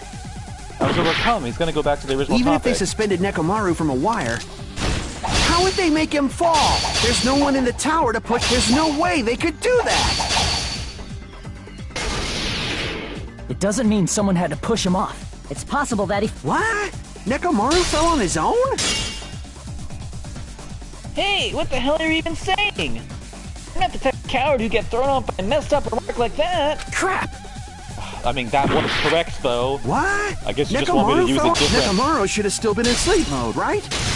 Allow me to cut through those words! What do you think would happen if Nekomaru woke up while he was suspended upside down in midair? What are you saying? Like, how would he even wake up? He has an alarm inside his body. As long as it was armed, it would have deactivated his sleep mode. Which means the killer set the alarm before they suspended Nekomaru. If you woke up from an alarm and realized you were hanging upside down and had no clue why, if something like that happened to you, you would start panicking a lot, right? Instinctively, your body would start moving. Nekomaru probably did exactly that. And then, in order to make him fall from the force he was generating, the wire was hung on the tip of the doorknob so it would easily slip off. In actuality, the scrape marks caused by the wire were near the tip of the doorknob, right? But Nekomaru didn't fall because the wire came off, right? He fell because the entire doorknob came off. When Nekomaru awoke, he must have struggled much more than expected, which caused the doorknob to break off. Was that unexpected for the killer too? Well, that's probably it. If they knew it'd leave behind evidence like that, they would have at least tried to do something to cover it up. The killer didn't expect the doorknob to come off. The reason that even happened was because... In that case, I shall use my full power. Ooh. With unfierce roar. God, Chapter 4 writers were really tired. Nekomaru put all his power into grabbing the doorknob with both hands.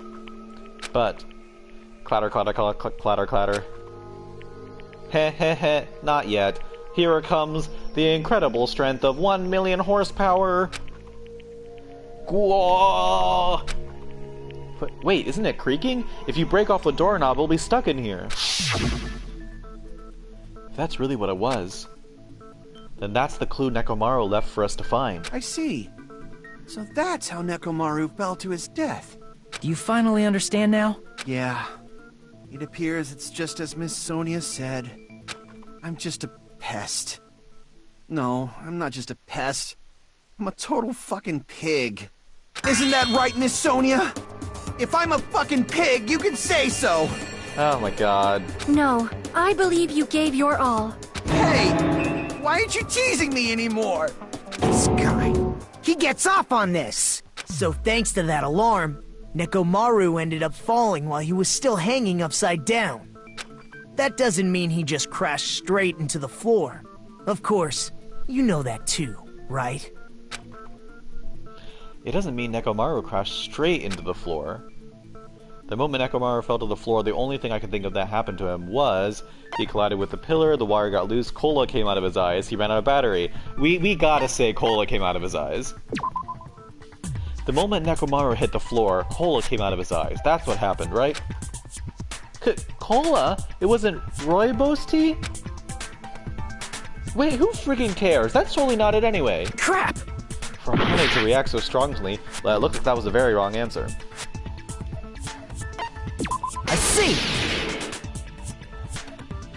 When Nekomaru fell to the floor, he ended up colliding with the pillar. Isn't that it? Finally, the pillar! So that's how the pillar shattered, and why oil was spilled all over the place. See, I told you the pillar was the weapon. My gut was totally right. Well, the pillar was a bonus. It's not even clear if the killer intended that, or if it was just a coincidence. At this point, it is quite difficult to find a clue that will lead to the killer. Then what about the alarm? I'm positive the alarm was set for 7:30 a.m., and if we map it out from there... Hold on, baby gangsta! Stop calling me baby gangsta! What'd you just say? Did you say the alarm was set for 7:30 a.m.? You didn't check it yourself? Nekomaru's alarm was set for 7:30 a.m. Nah, that's impossible. 'Cause even though I slept in a little, I still got to the tower at 7 in the morning. Now that you mention it, so did I. There was no way I could be late for Monokuma Taichi, so I left for Grape Tower before 7 a.m. And if we found Nekomaru's body there, it would have been before the 7:30 a.m. alarm went off. It appears yet another contradiction has been birthed. How were you able to discover Nekomaru died at 7:30 a.m. when you went to the tower at 7? That's what I want to know! Another mystery I don't understand. Seriously, it's just one after another. But I can't choke up at a time like this. Just a little more and I'll be able to reach the truth. There should definitely be a clue to breaking through this contradiction.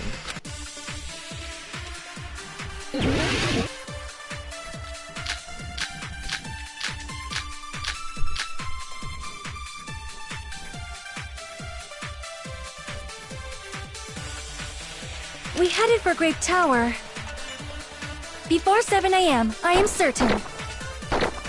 But the alarm inside Nekomaru's chest was set for 7:30 a.m. Nekomaru died because of that alarm, right? His time of death and the time the body was discovered.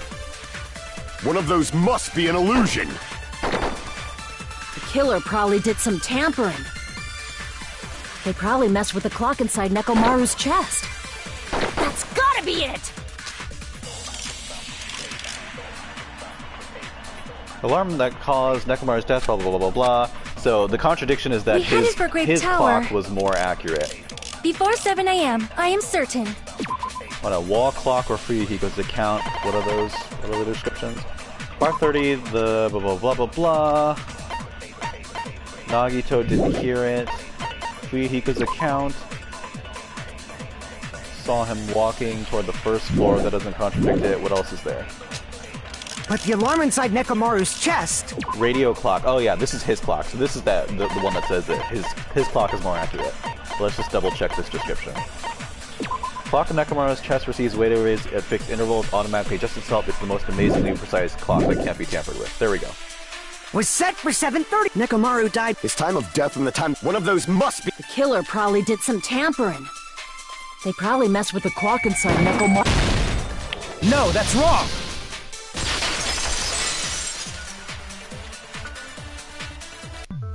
No, the clock inside his chest was a radio clock, so it would have been impossible to mess with. So you're saying there's no way the killer could have tampered with the clock? Maybe the clock Miss Sonia saw was the one that got tampered with. The clock inside Grape House? No, I checked all the clocks inside the funhouse. Oh, that's what I asked you to do.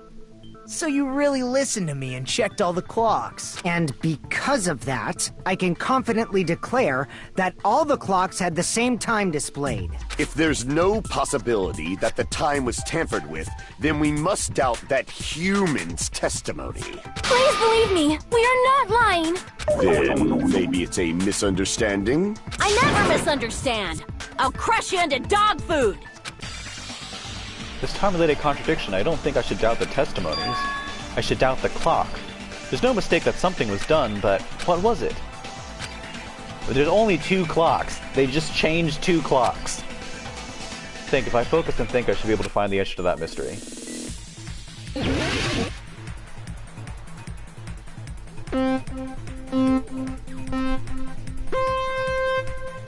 Maybe it's 2 clocks layered on top of each other.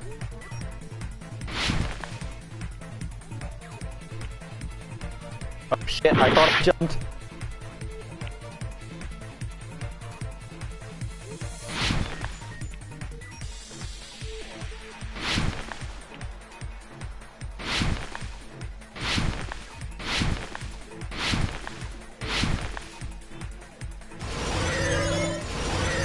maybe if we make the clocks binary, where did Hajime and others misunderstand? Oh god, I didn't even have chance. No, this is not the right answer. That's in the building. It's blue.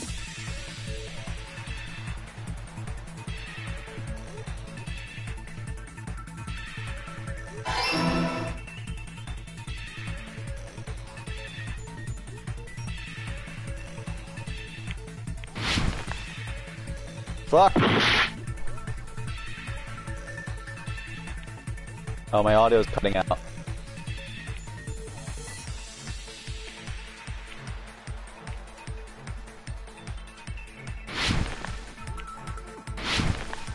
Fuck! Oh my god, I am so screwed.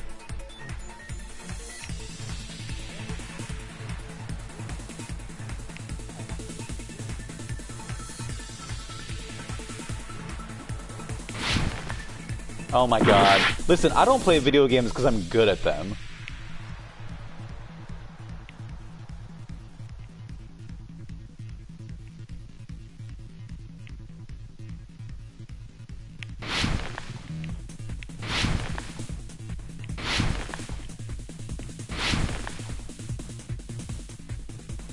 Or this is only question 2, we're screwed. Which clock was tampered with? The building's clocks. Oh god, it just, by the time you read it, it's just, you don't have any space left.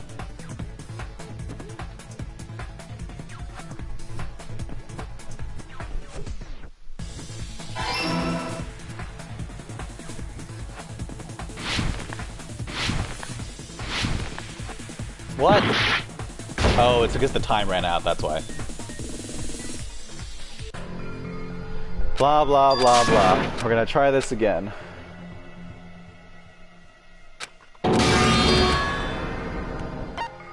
We will never give up!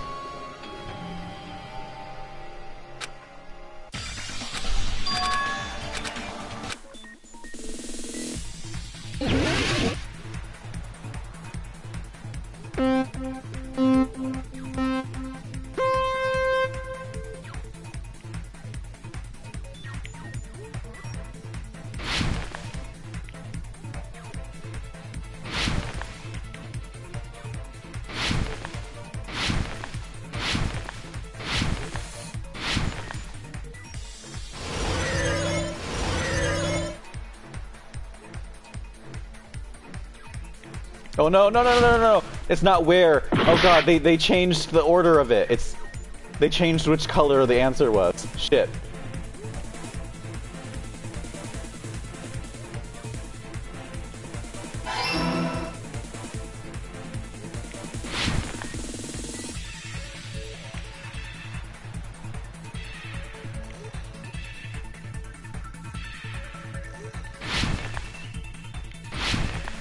Fuck!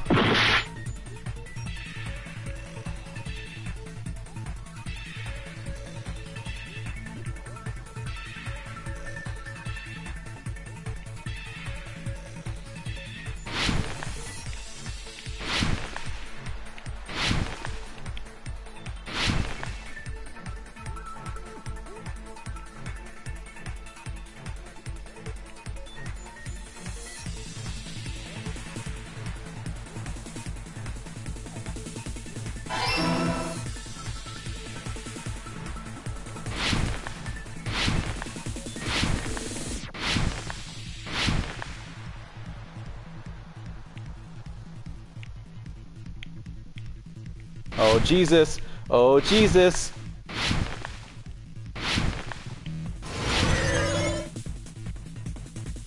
Which house at the wrong time? Both houses.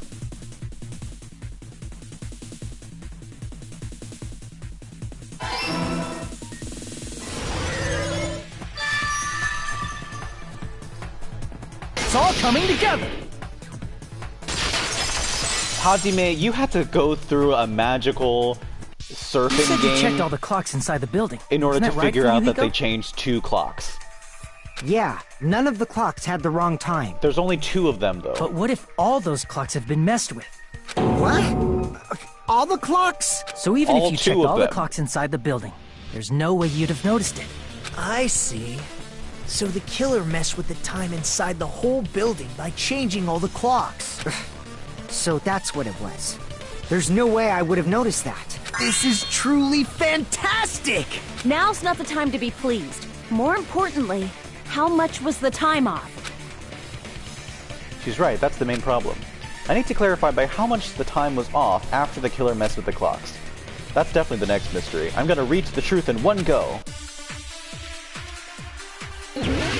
Boo boo boo boo boo boo boo boo boo boo boo boo boo boo boo boo boo. Boo boo boo boo boo boo. I don't know how the rest of that song goes. If the time in the building was all messed up, then we can only rely on Nekomaru's radio clock.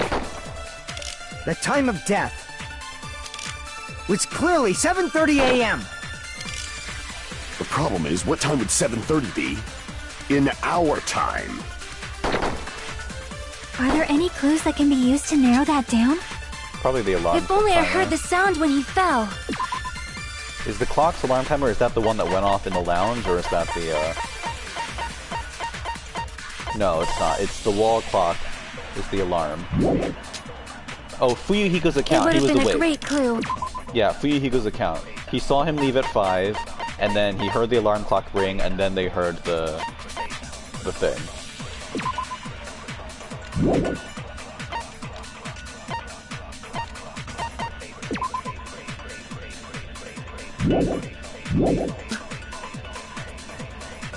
Or his scream.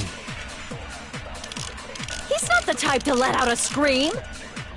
If only Nekomaru's alarm was loud enough, we would have heard it too. There's no point in saying that.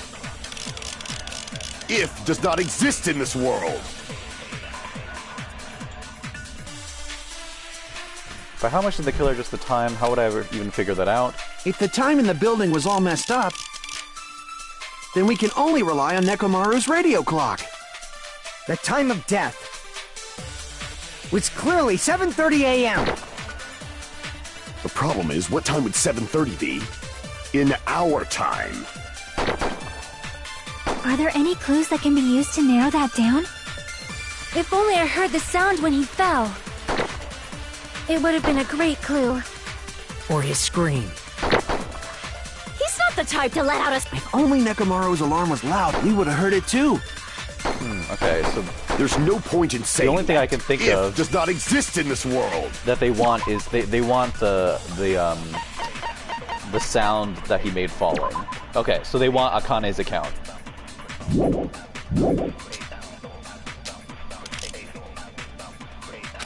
Probably for the one If where the she time says in the to building scream. was all messed up, then we can only rely on Nekomaru. The time of death was clearly 7:30 a.m. The problem is, what time was in our time? Are there any clues that can be... If only I heard the sound when he fell.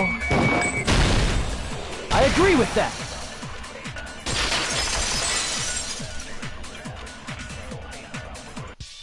That's right. We should have heard the sound he made when he Yeah, fell. I was wondering at first, like, do Wasn't they it that want rumbling noise? Fuyuhiko's account that it was 5 o'clock when he saw Nekomaru leave, and then the wall clock went off at like 5:30, and then there was a sound after or something? Rumbling? But- I thought it was just an earthquake, so I went back to sleep. Well, a huge body fell from the 4th floor to the 1st, and the pillar fell with it. It's obvious we'd hear the impact sound. We heard that noise too. It was when we were gathered at the Strawberry House Lounge. What is it, Sonia? Oh, well. That sound everyone heard? I did not hear it at all. Huh? You probably didn't hear it because you were sleeping. I could not sleep at all. I was awake the whole night with hunger pangs. There's nothing to worry about. What's important is that rumbling noise anyway. If we use that rumbling sound as a reference, we might be able to figure out how much our time was off. I heard that sound probably around 5:30 in the morning. Huh? You can tell? I instantly woke up and left my room. And that's when I saw the clock in the lounge. Excellent work, Akane! The rumbling sound we heard was at 5:30. It's like the answer to how much time, blah blah blah, how much of time was off is literally right in front of me. I see! Nekomaru's alarm went off at 7:30, and if we heard the sound of his impact at 5:30, that means our time was off by 2 hours. 2 hours? That much? We were starving pretty badly. There's no way we would have noticed. Plus, the funhouse has no windows. And there weren't any Monokuma announcements either. However, for what reason did the killer alter our perception of time? The reason is obvious. So they can lure out just Nekomaru. Lure out only Nekomaru? If you messed with the clocks and used a specific thing, you definitely get Nekomaru to the tower alone, right? From there, the killer's plan was a splendid success. That's all it means. Besides messing with the time, the killer also used a specific thing. If they were trying to lure only Nekomaru, then that specific thing was... probably Tai Chi, right? I see! Yeah. That's a weird way to frame... It. The killer made use of the Monokuma Tai Chi activity in the morning. A specific thing, that's a weird way to frame that. We were required to go to Grape Tower every morning at 7 a.m. for that activity, right? But if they mess with all the clocks inside the building, what would that do to us? We wouldn't be able to attend on time, but that wouldn't affect Nekomaru. His radio clock had the exact time. That's right. In doing so, the killer was able to lure him to the tower by himself at the precise time. Then, when I witnessed Nekomaru early in the morning...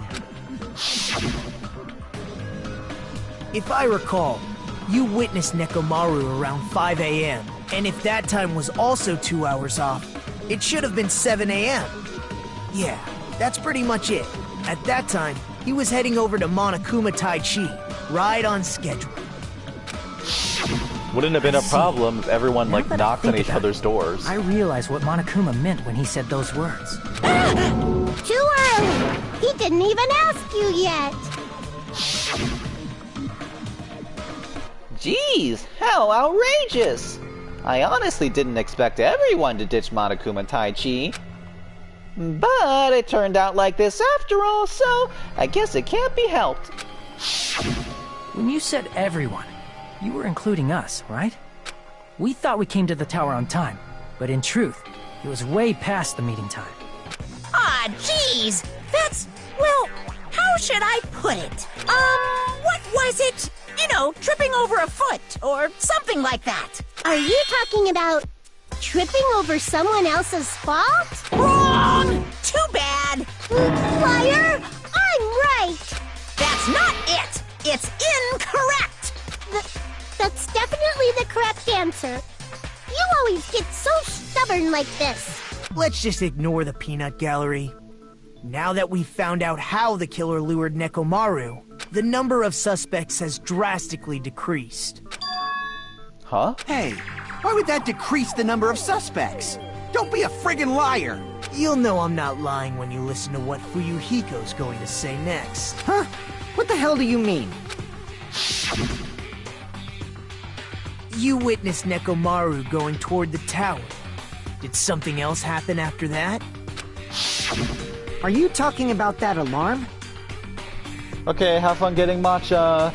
This probably won't be done by the time we get back. I thought that... So the first half of this trial was an hour 15, and now we're like 40 minutes after that, and we haven't even really talked about who could have done it. Alarm?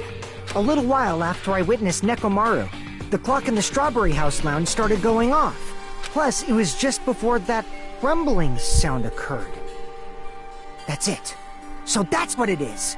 If Nekomaru died when the rumble happened, then whoever doesn't have an alibi at the time is the prime suspect. Really? Was there anyone who didn't have an alibi at that time? It's the elevator, so you don't need to have physically been there for it to happen. I remember now.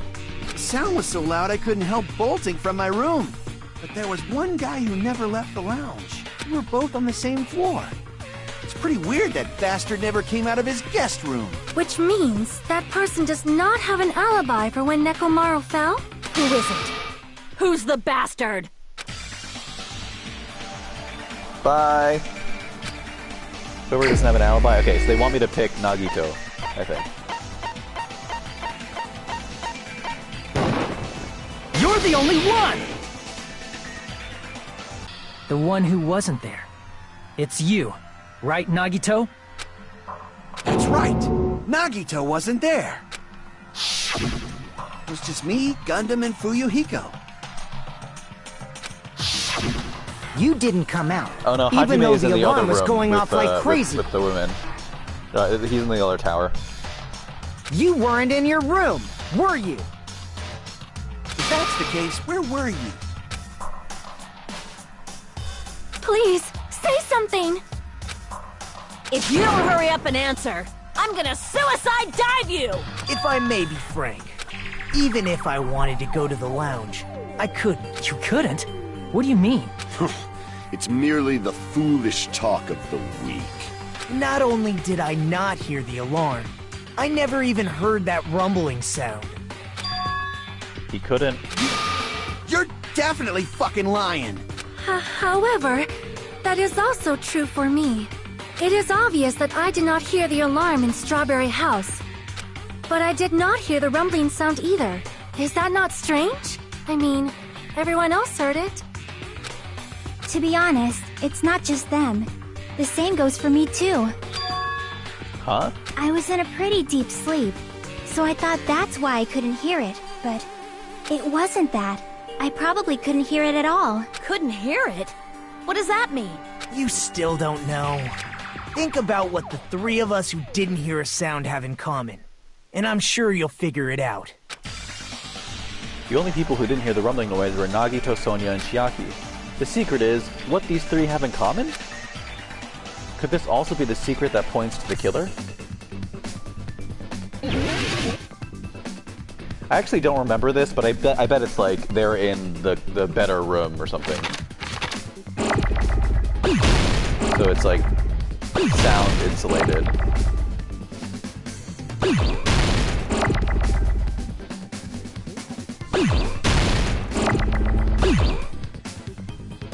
A 6-letter word.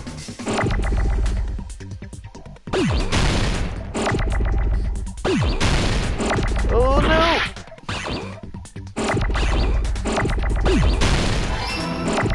Oh, it's probably a deluxe room.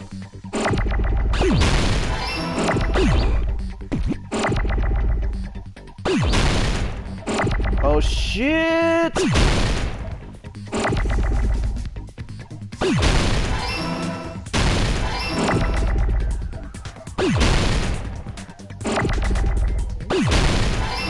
No! Oh god! Oh, I didn't really. I thought it would explode. Deluxe.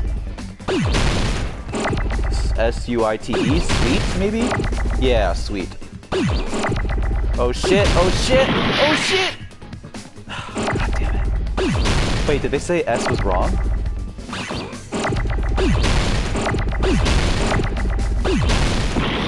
Oh, okay, it's not sweet. Deluxe rooms.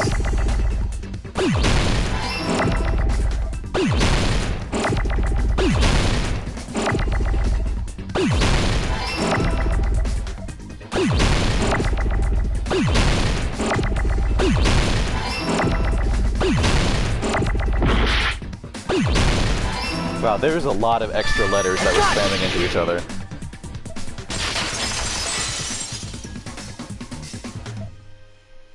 Nagito, Sonia, and Chiaki. The three of you were staying in deluxe rooms, right? If I recall, the deluxe rooms are... The guest rooms are divided up by quality grade. The deluxe rooms is soundproof and has excellent air insulation. The standard room may have so-so insulation, but it's still pretty decent. And the crummy room has severe airflow and draft problems. The reason we could not hear the rumbling noise... That's right. It was because the deluxe rooms have superior sound insulation. You actually noticed that. Nice catch, Hajime. Are you using your ultimate reserve corps student talent? Wow. Now then, you guys must understand by now, right? The true identity of Nekomaru's killer. Hold on a sec! Why does that lead to who the killer is? Why? Well, that fact just now is a very important clue, and a decisive factor in identifying the killer. Decisive factor? Oh, I forgot about this. Is the killer also in... The killer is also in a deluxe room, maybe, and heard the alarm? Somehow I feel like I understand what Nagito means. The killer among us. The killer who murdered Nekomaru. Okay, here's the real problem, though, is... Do they want me to pick the right person? Or I'm just gonna spoil it and they don't want me to pick this person. I think that person probably has a deluxe room.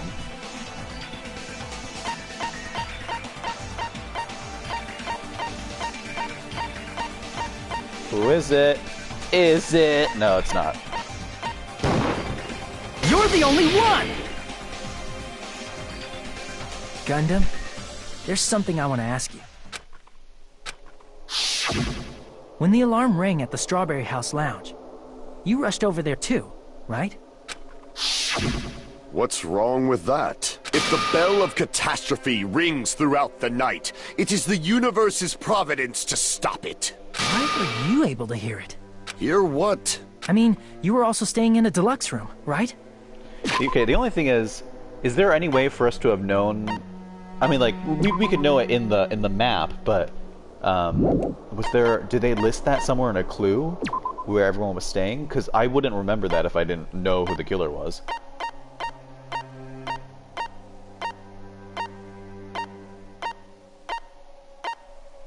Because I don't think any of these clues say who is staying in what kind of room.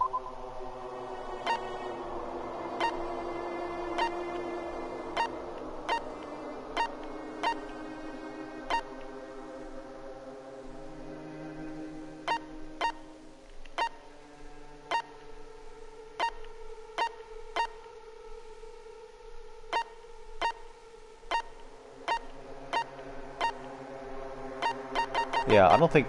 Yeah, none of these clues say what room everyone was in, and you can't look at the map anymore, so you'd really just have to remember who was in what room.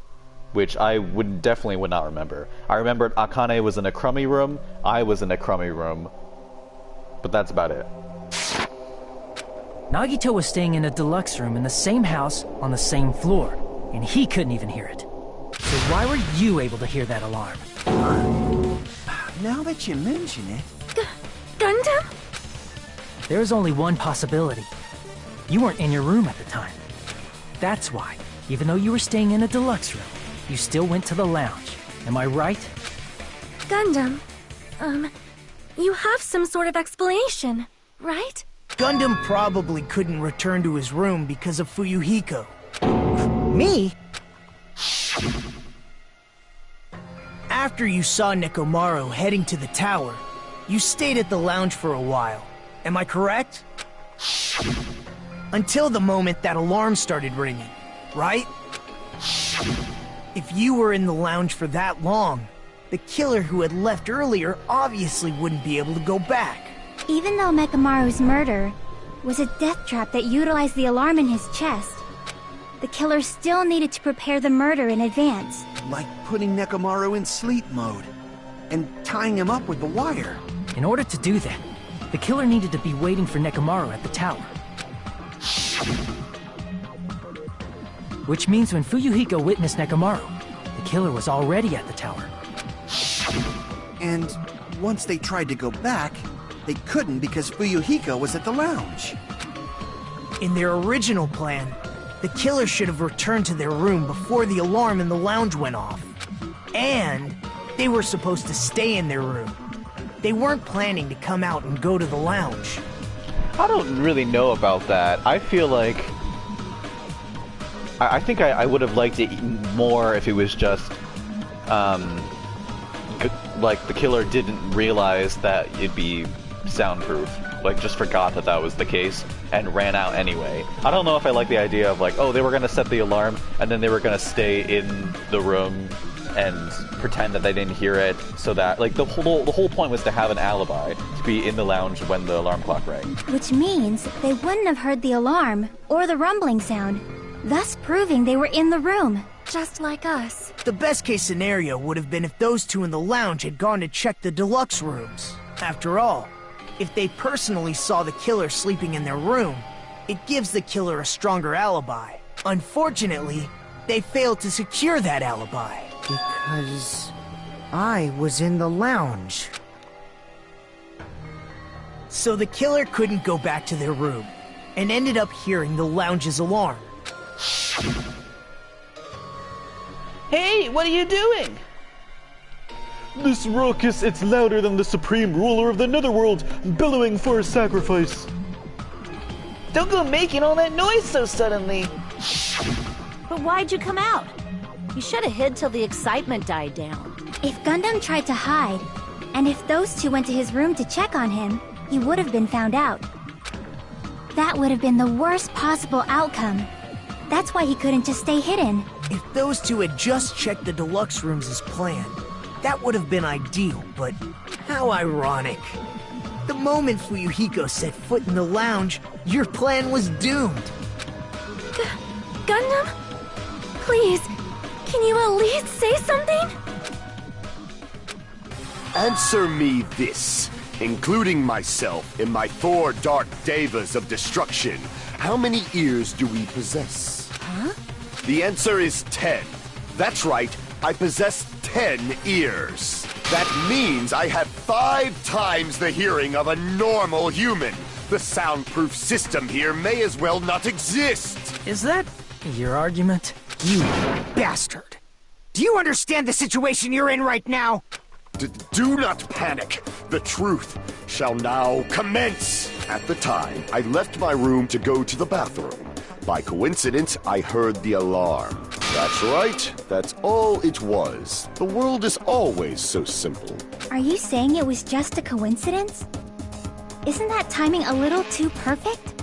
And yet, I'm being suspected by all of you. It seems it was actually horrible timing on my part. I see. You're still holding out. Well, you don't have to admit it. We're going to decide who the killer is with the majority vote anyway. So, why don't we just go ahead and start voting? It's obvious that Gundam is the killer. Hold on a sec. You know, Hajime, this class trial, this killing, it's merely the opening act, you know. Hey! What do you mean the class trial is just the opening act? Perhaps I should say, it's just a farce. Just a boring farce. So boring, so stressful. I'm so painfully bored that I might develop stomach ulcers. Seriously. Let's just hurry up and finish this before I collapse from poor health. Nagito, something definitely happened to you, didn't it? Hmm? At some point during the investigation, your behavior became even weirder. What actually happened? Did you discover something? Well, let's just leave that fun for later. And finish this opening act already. Ah! You said opening act again! Please hold on! We have yet to hear Gundam's rebuttal! But he's completely shut up. Perhaps he can't argue anymore. Gundam! I was simply at a loss for words after being dumbfounded by your pathetic assumption. In fact, I shall deny the very basis. Your assumption has been wrong since the beginning. Since the beginning?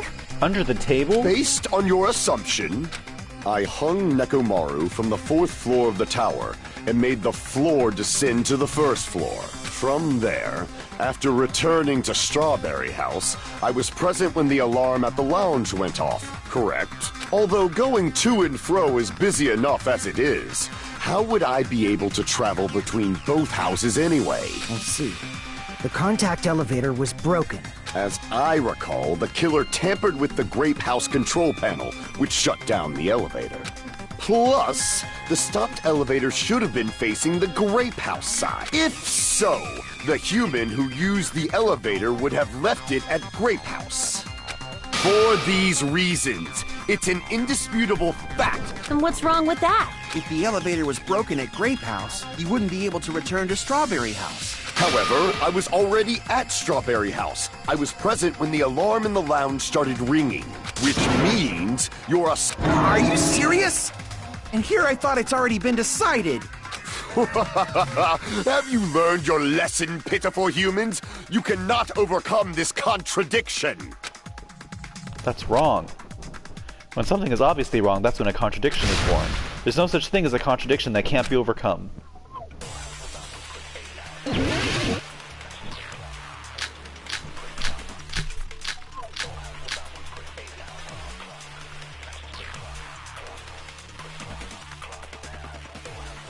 That elevator was the only means of travel between the two houses. As long as that elevator was broken, your assumption collapses! Plus, the elevator was broken at Grape House. So, appearance isn't one of our options? That's strange. If the killer cannot return to Strawberry House... Since I was at Strawberry House at that time...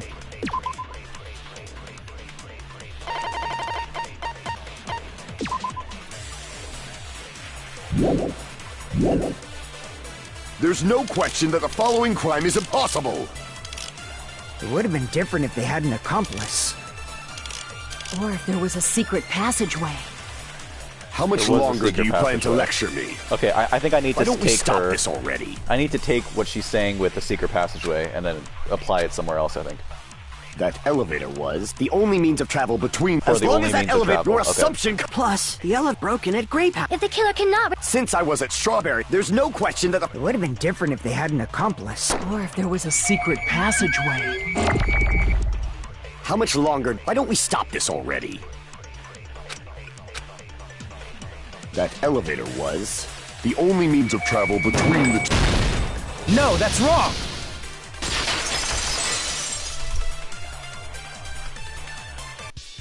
No, there should have been another way to move between the two houses without the elevator. Such a method does not exist! Then why don't we ask the person who actually used that method? I mean, it'd be... A couple people have used it, but... You're the only one! Nagito, you should know. What are you talking about? Don't play dumb. You appeared so suddenly that one time because you used that method, right? Nagito, why are you here? Because I showed up. We already flashed back to There's a this. secret passage connecting the first floor of Strawberry House to the third floor of Grape House. Isn't that right? Jeez. Once again, I let the reserve course show up. But you're right. There's a door on the floor of the Octagon, which is on the first floor of Strawberry House. After I opened the door and went down... Surprise, surprise! I ended up in the Monokuma Archive, which is on the third floor of Grape House. Meaning, the third floor and the fourth floor are actually connected. Plus, once you've cleared the final dead room once, you can pass through it as many times as you want. If they used that secret passage, they could have gone between the two houses as much as they want. Infinity Unlimited Flame! However, what if the killer was unaware of the existence of the final dead room? There's no way they didn't know. That is merely an illusion you have fabricated from your own suspicion. If you value your life, you should stop with your scrutiny. There's no way I can stop. What did you say? Don't make me angry! You wouldn't like me when I'm angry!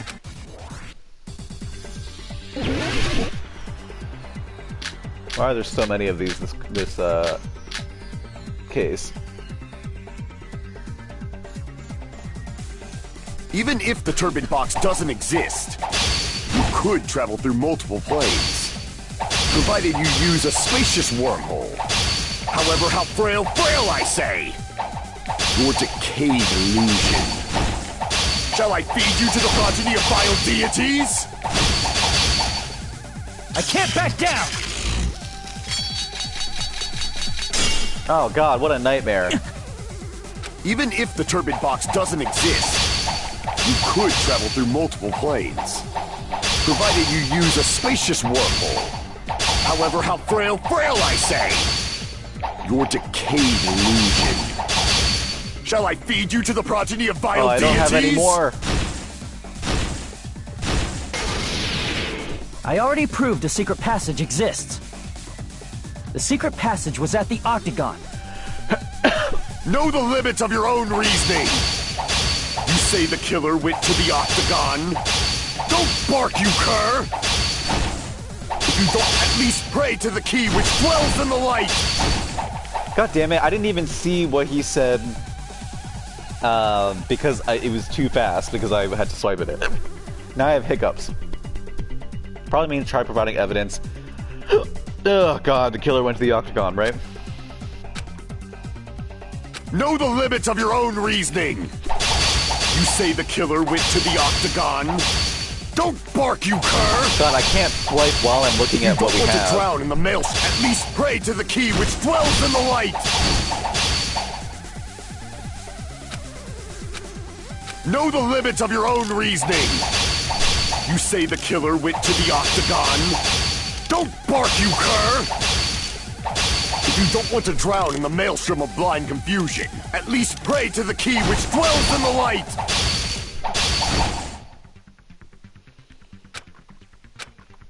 Know the limits of your own reasoning!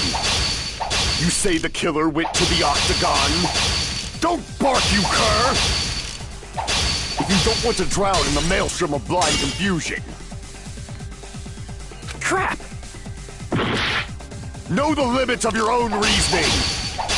You say the killer went to the Octagon. I pick up. Don't bark, you cur! If you don't at least pray Oh to my the god, key and I which just dwells destroyed in it the again. light.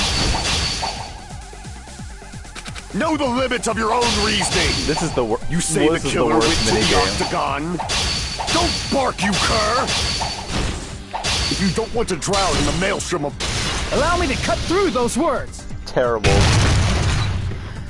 How would you rank the Danganronpa main games 1, 2, The V3? wire used to string up Nekomaru's body. I feel like in terms of gameplay, they're all pretty similar. They all have a good collection of some really great cases and some terrible cases. But if I'm thinking like overall, Danganronpa 2 has my favorite cast. So that's the reason why I like it more than the others. If I were trying to think of like the case quality, I'd probably have to think a little bit longer. But out of pure cast, I really like 2. That's my favorite.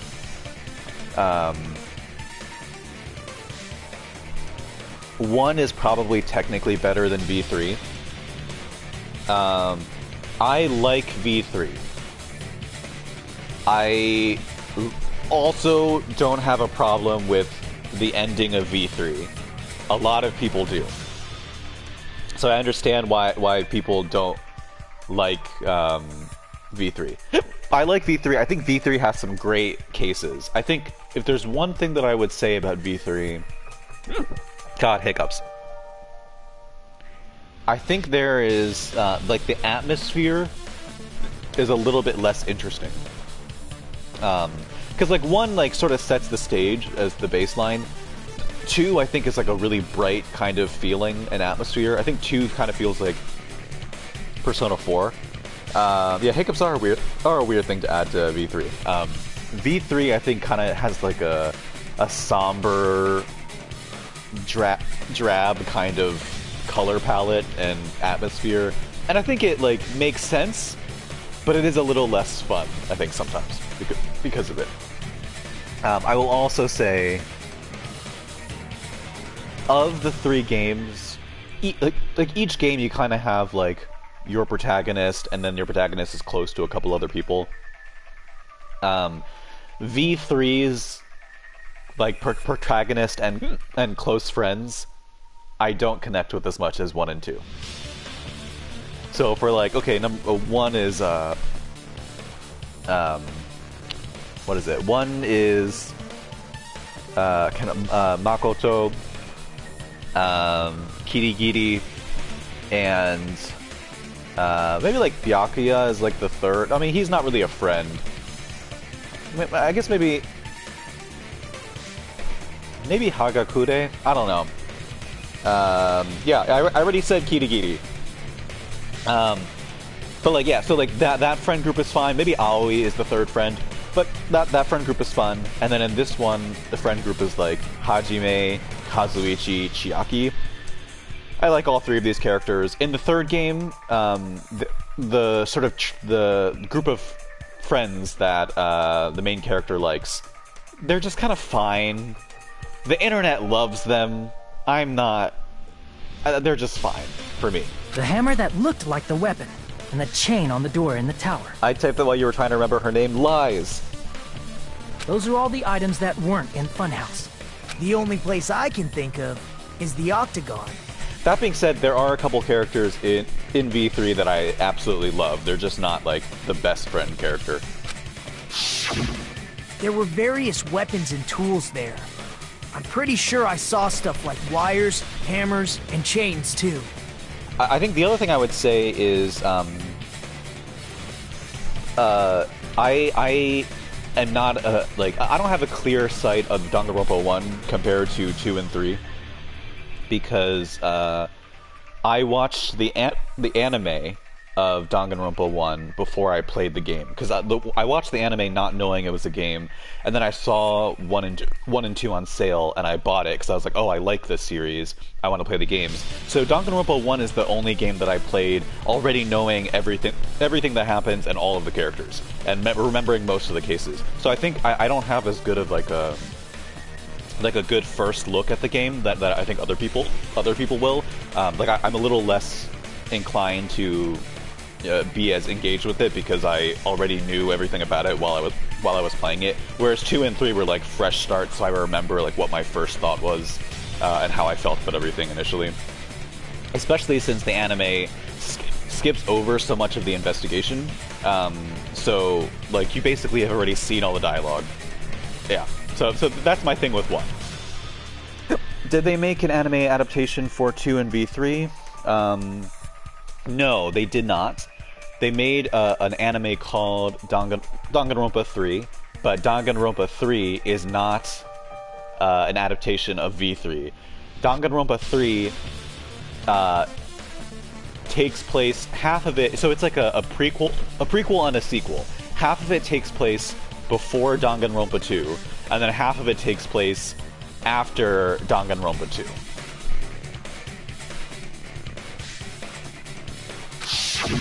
Since those items were used in the crime, there's no doubt that the killer went to the Octagon. If that's the case, they obviously know about the secret passage too, right? I've been interested in playing 2 and V3. You should. I really enjoyed 2 and V3. Honestly, I like all 3 games in the series. I liked the endings of all 3 games in the series too. Like overall, I really like the series. I just never want them to make another one. Like 1 is great, 2 is great, V3 is great. No real significant complaints. For the love of God, never make 4. Do not make another Danganronpa game. I do not want. Do not run the series into the ground. We are already getting to the point where we have enough sequels where we might already be pushing it. I don't want more. It seems this is the end. But then again, that's my bullshit. That's my thing. I understand if other people don't feel that way. But I very quickly feel that way about most franchises. Like, when I watched Knives Out, I was like, Knives Out, one of my favorite movies I've ever seen. Loved it. Absolutely loved it. Had so much fun. Was such a compelling movie. I've watched it now 2 or 3 times. And it was like, please, for the love of God, don't make another one. And I know that they're planning on making an anthology. It'll probably be good. At least maybe one of them will probably be good. But I was like, please, I just want you to make something good and just let it be good. And we don't need to keep making sequels until it is terrible. Let's just leave it. Let's just leave it alone. Normally, we'd end up listening to Hajime lecture us with a very long summary of the case. But there's no reason to waste any more time on this opening act. So I'm going to end this right now. Hey, what are you... First of all, by messing with all the clocks in the building, Gundam tried to lure only Nekomaru. The elevator was probably broken by that point. Oh my god, the music. Thanks to that, Nekomaru wasn't able to go to Grape Tower. which was supposed to be the meetup point. So he tried going over to Strawberry Tower, just I'm like not we even did pressing when we X. found out the elevator He's not was letting me broken. stop this. Well, it's obvious he'd This is attempt great. that. At that time, we didn't know the two towers were the exact same place. Also, the button in Strawberry Hall wasn't broken, so he was easily able to enter Strawberry Tower. But surprise! Gundam was waiting for Nekomaru's arrival. Hold on. If Nekomaru didn't go to Strawberry Tower, what would the killer have done then? Their plan was a balancing act of uncertainties. But even if they failed, they probably wouldn't have minded. They can just greet everyone the next morning as if nothing happened, and come up with a different plan. And, without such a risky plan, they wouldn't have been able to lure him at all. I'm going to continue summarizing the case, okay? Through this, Gundam successfully lured Nekomaru to Strawberry Tower. There's no way he could fight head-on with the robotic Nekomaru, so by pressing the goodnight button, he rendered Nekomaru powerless without fighting him. Hold on! What did you just say? That I didn't battle? What's wrong with that? Don't mess with me! Don't mess with me! I cannot ignore those words!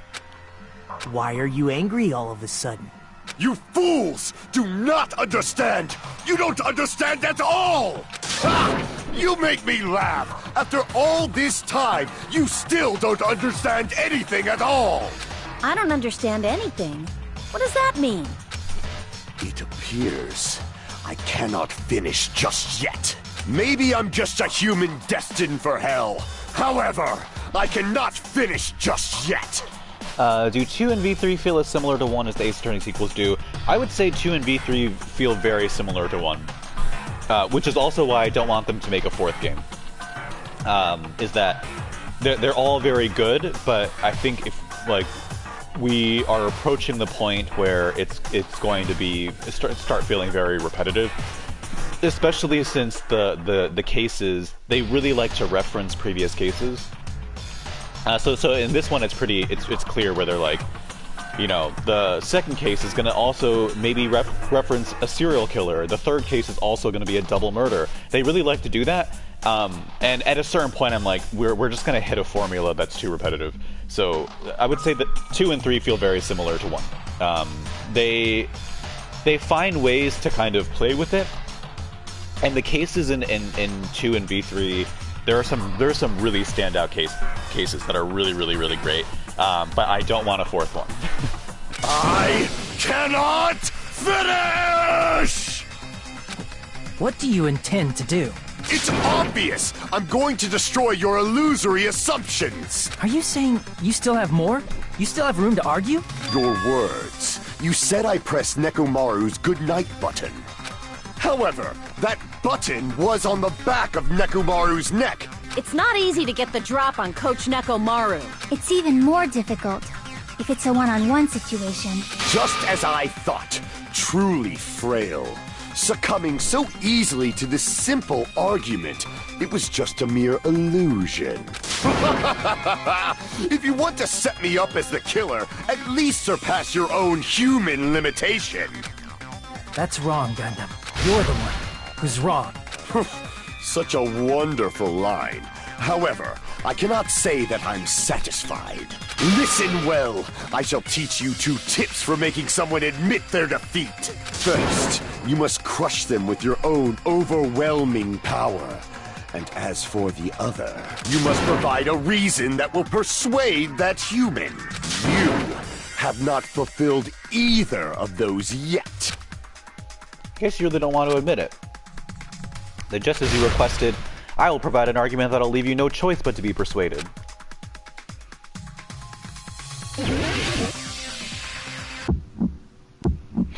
God, I'm so bad at this. For the Tanaka Empire!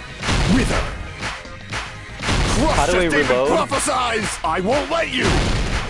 For the Tanaka Empire! Wither! Crushed as David prophesies! Show me the cadaver! I won't let you!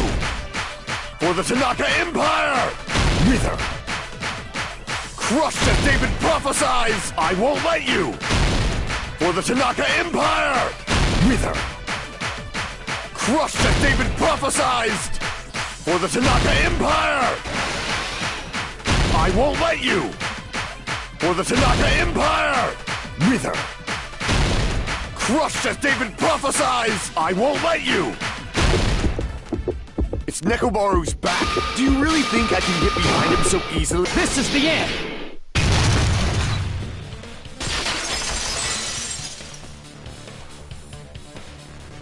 Even if you didn't get behind Nekomaru, you should have been able to press the button on the back of his neck. I have not played it. I have heard it's bad. I have heard you should just watch the cutscenes instead. I read about what happens in Ultra Despair Girls. I don't really have much of an interest in playing it, but I mean the cutscenes are interesting enough. These minigames seem bad. This one is fine. I would say Danganronpa 2 has kind of weak minigames. Then again, Danganronpa 1 also has kind of weak minigames. V3 has a couple of fun ones. As long as you have the power of the hamsters you keep with you.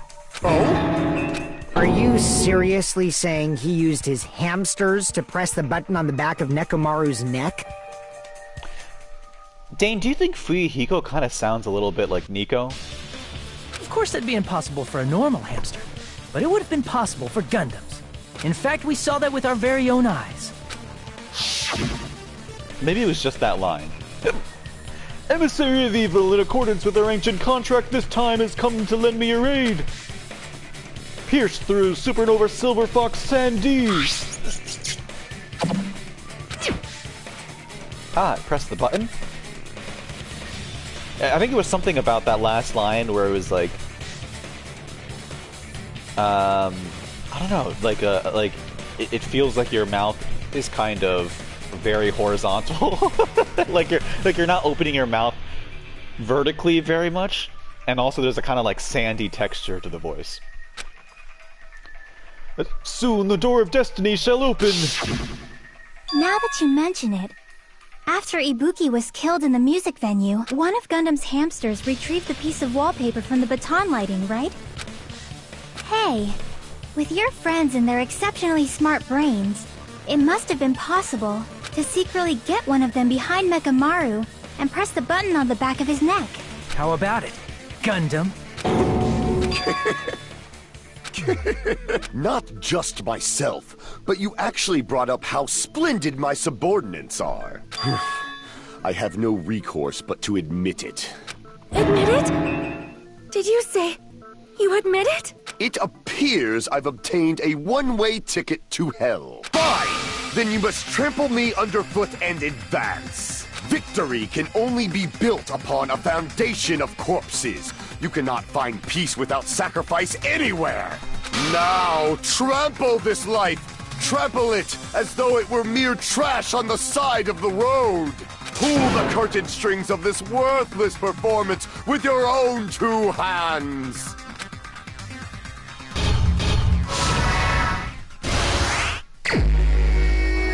Woo! Best song in the game. Who set the lounge's clock alarm?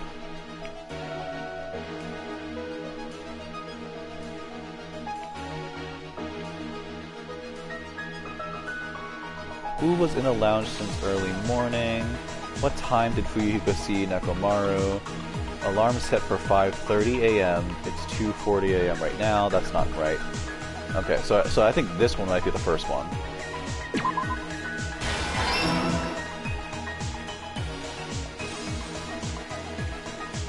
Nekomaru's weakness is maybe the hamster pressed it? Is that what they want? The wire wrapped around the feet?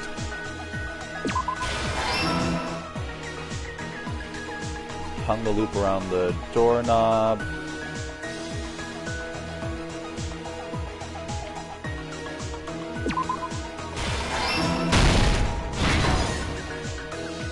Okay, what do we got? The door got destroyed.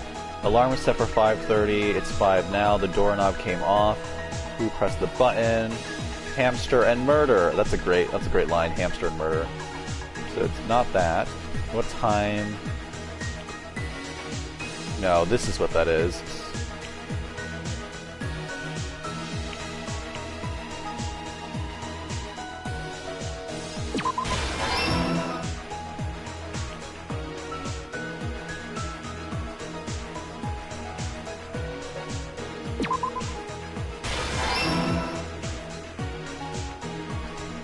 was the fake weapon? We don't have that.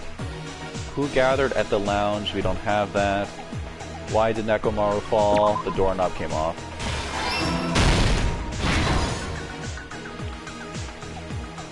Wrap the wire around Nekomaru's feet. Kiss the pillar.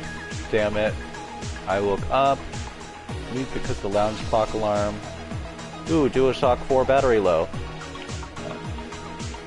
Let's see. Let's go all the way to the beginning. Who was in the lounge since early morning?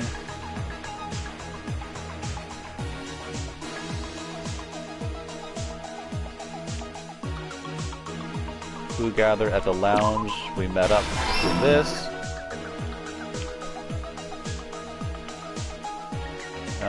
Who heard the rumbling noise?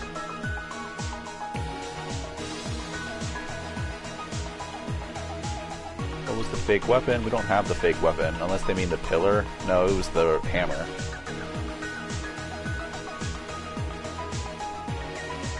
Who was in the lounge since early morning?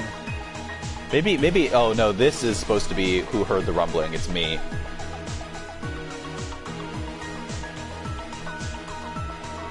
Maybe not particularly. I don't remember what was said before that. Just stop playing and talking and leave this going on stream. I missed the naked silhouettes of DR1. I thought there are still naked silhouettes in the actual telling of it. Here's the fake weapon. This is the fake weapon.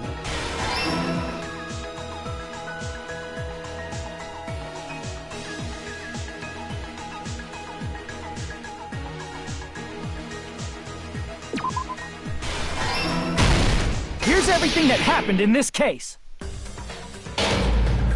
Let's first go over the many tricks the killer prepared before they committed the crime. First, they destroyed the contact elevator. This separated Nagito and the others in Strawberry House from our group in Grape House. Next, they lured Nekomaru out by himself by turning back all the clocks in the funhouse by 2 hours. Additionally, in order to secure an alibi, the killer went to the Strawberry House lounge and set the wall clock's alarm to 5:30 a.m. After finishing their preparations, the killer went to Strawberry Tower with the necessary tools in hand. I still think it would have been... I still would have liked it better if... It's not that, like, oh no, Fuyuhiko was in the lounge so that Gundam couldn't get back and that's why he went to the lounge. I think I would rather it be Gundam didn't realize that he shouldn't have heard it and he just walked out and that's what did him in. I don't know, it feels...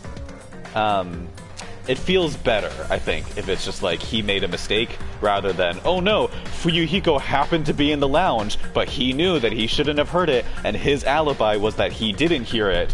Like, I don't know, it just feels like that's not the type of mistake that would happen. The type of mistake that would happen is for you to be like, I need an alibi, perfect, I'll set this alarm clock, and I'll be there, and they'll be like, I was there, it couldn't have been me, but then he doesn't realize his alibi doesn't hold up. They obtain these tools from the Octagon, which you can enter once you clear the final dead room. This means the killer discovered the secret of the funhouse faster than anybody else. The character's name is Gundam. Is he a robot? He's not a robot, but ironically, he kills a robot. That secret being, Strawberry House and Grape House are actually the same building. On the morning of the incident, Nekomaru woke up and headed over to Grape Tower for a specific reason.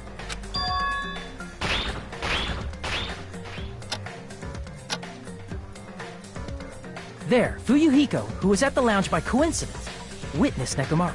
According to Fuyuhiko's testimony, that was around 5 a.m., but by that point, the killer had already messed with our perception of time. In actuality, Fuyuhiko witnessed Nekomaru at 7 a.m. That's also the same time Monokuma Taichi begins. Nekomaru went to Grape Tower to participate in that. However, because the contact elevator was broken, Nekomaru was unable to go to Grape Tower, so he decided to try going to Strawberry Tower.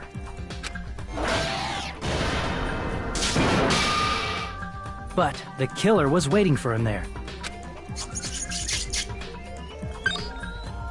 With the power of hamsters, they were able to press the good night button on the back of Nekomaru's neck.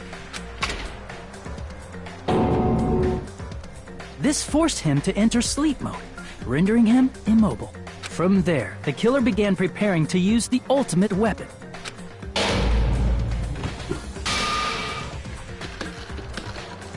First, they set the alarm in Nekomaru's chest to 7:30 a.m. so he'd wake up. That clock sound was some good ASMR. Then they tied him up with a metal wire, tied the tip of the wire into a loop, and hung it on the doorknob.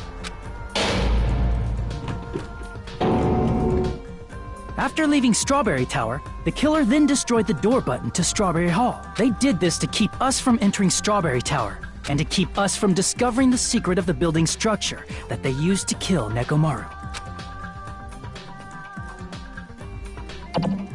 Then, they used the secret octagon passageway to travel to Grape House. After arriving at Grape Hall, they pressed the button to open the door to the tower.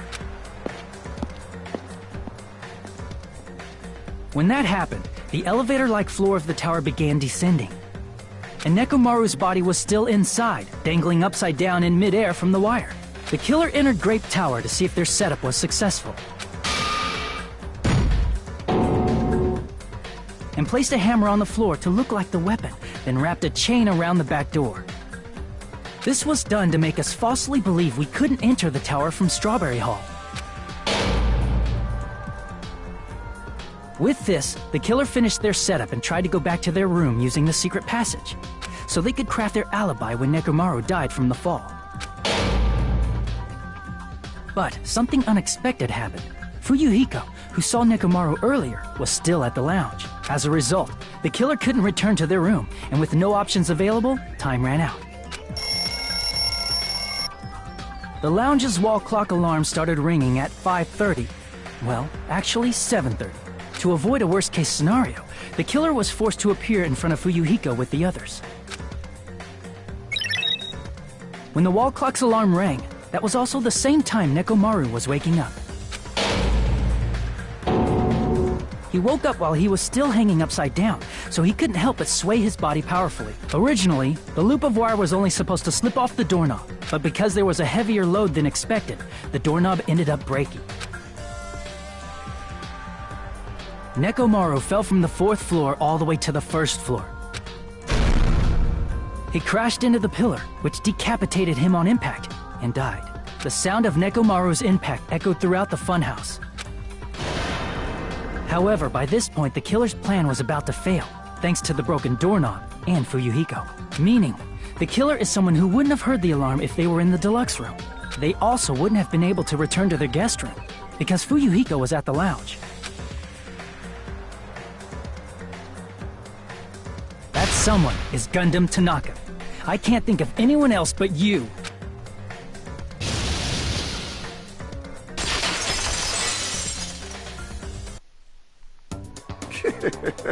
Splendid. That was splendid. For a mere human, you did quite well. Stop. Stop it already. Stop using weird words to avoid the truth. Or I'll friggin' kill you myself! I cannot believe it. I just cannot believe. You killed Nekomaru? I cannot believe something like that! You don't wish to forgive me? Do you feel regret? Then finish it! Cast your impure votes for Gundam Tanaka! My beloved, deadly foes, let the voting time begin!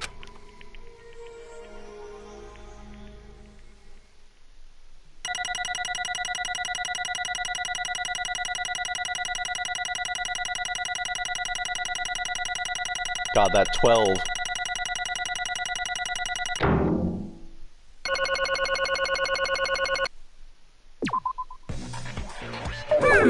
This result isn't all that exciting. Now then, please pull the lever in front of you and cast your vote. Who will be chosen as the blackened? Will you make the right choice or the dreadfully wrong one? Please pull the lever! Oh, crap! I bit my tongue at the most important part!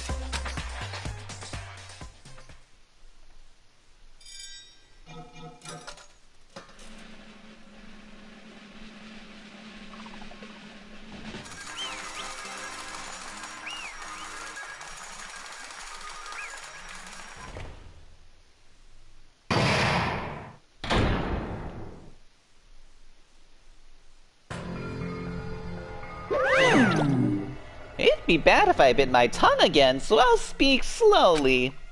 And judging from the results, Yahoo! you guys were correct once again! Getting 4 in a row without any mistakes is a splendid achievement! That's right! The one who killed the robotic Nekomaru in the amazing funhouse was Gundam Tanaka! Nice! Yay! I said all that without biting my tongue! Now then. Now that we've decided who the killer is, let's do the execution already and get this over with. Hold on. It's true the class trial is finished, but that doesn't mean the incident is over. We can't finish it until we hear it from Gundam. Jeez. No matter what he says, it won't change a thing. Well, I have no right to stop you either, so do whatever you like. Fall, my tears. Why do you want to talk to one who has lost? The loser merely leaves. It would just be unnecessary for me to say something. Listen well. Is what I would like to say, but for honor's sake I shall correct one thing. Correct? How pitiful. You guys said I made Nekomaru powerless without fighting him.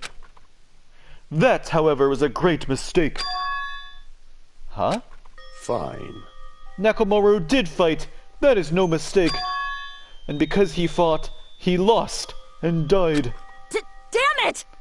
Lost and died? This, too, must be the will of causality. If he was trying to cling to life, there were many ways he could have done so. However, he did not allow that. You. What do you mean? Explain. Fine, then I shall reveal it all. Let's make history. Within the final dead room, I discovered the secret of the funhouse, and I devised a killing plan utilizing that secret. By tampering with all the clocks in the building, I succeeded in luring Nekomaru to the tower. And this is what happened.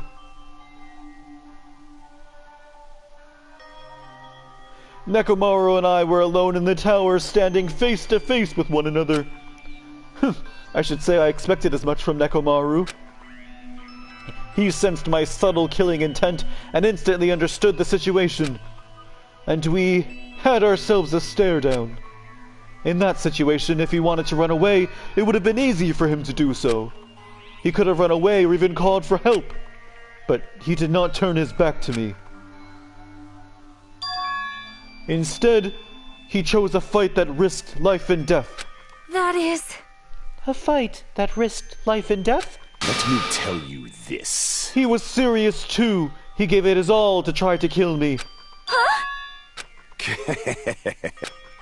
If I had died instead, the mystery surrounding the case would have been even more complicated.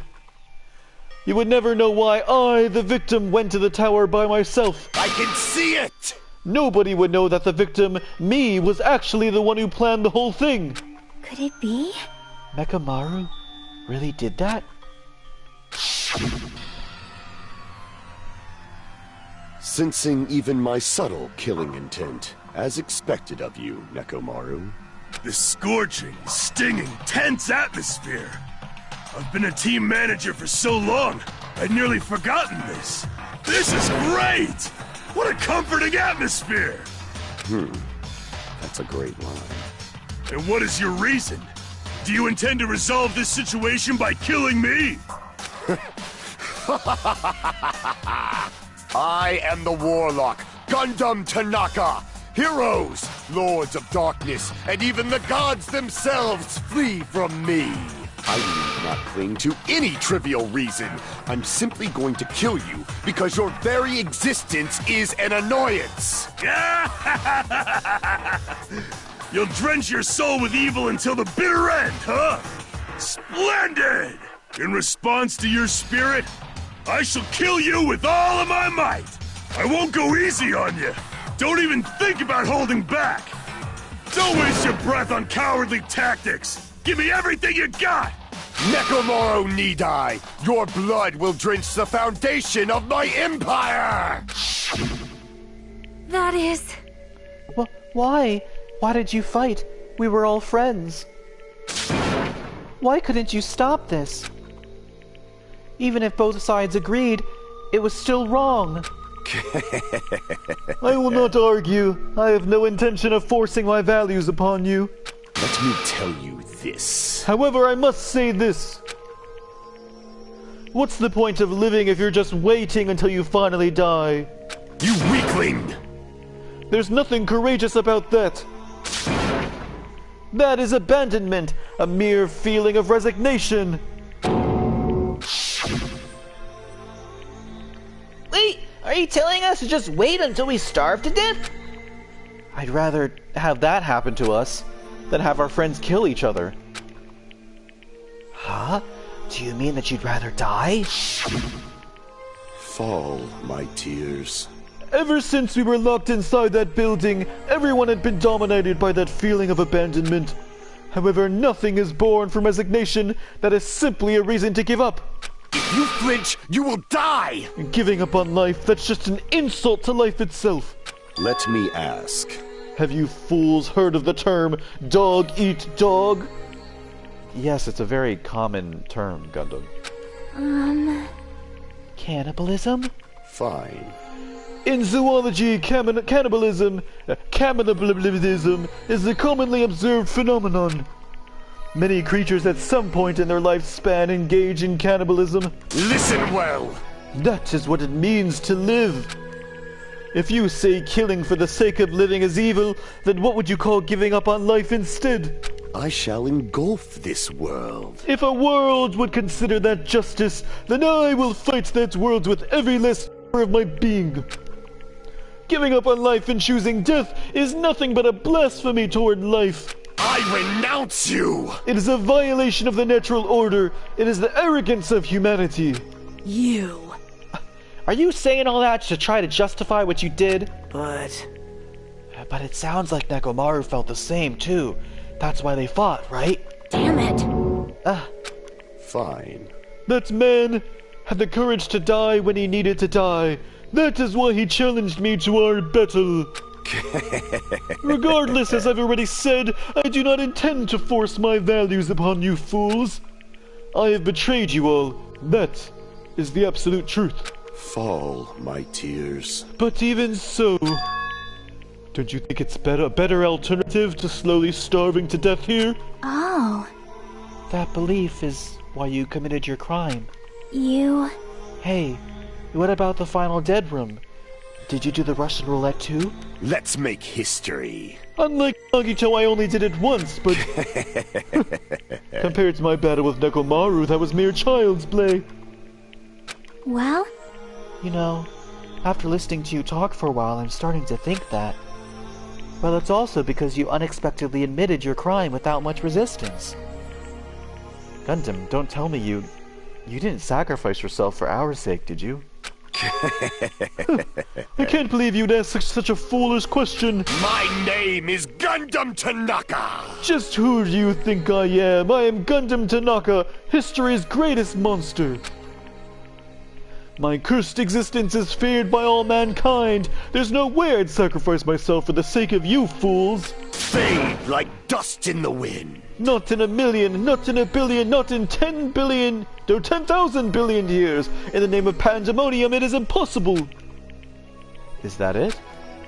Then I'll just leave it at that. Now then, let us be rid of this foolish talk. It's about time the fun started.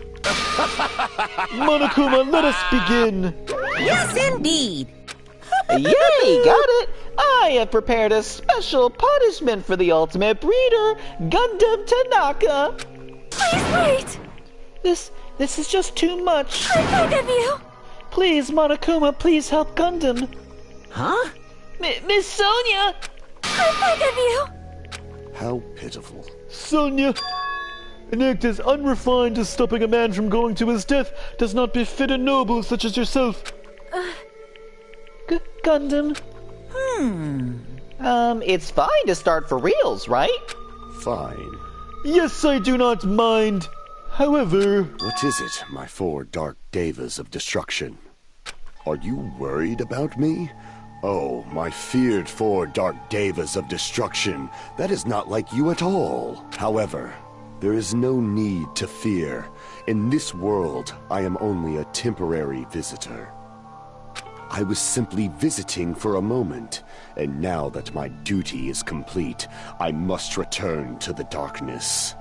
That is why, until the very end, pride, conceit, courage, insolence, fearful of nothing, daunted by nothing. Let us laugh uproariously! That is Gundam Tanaka! I shall stick with my evil until the very end! Open sesame pandemonium! Open sesame. I shall fill hell with true hell! Let's give it everything we've got! It's punishment time!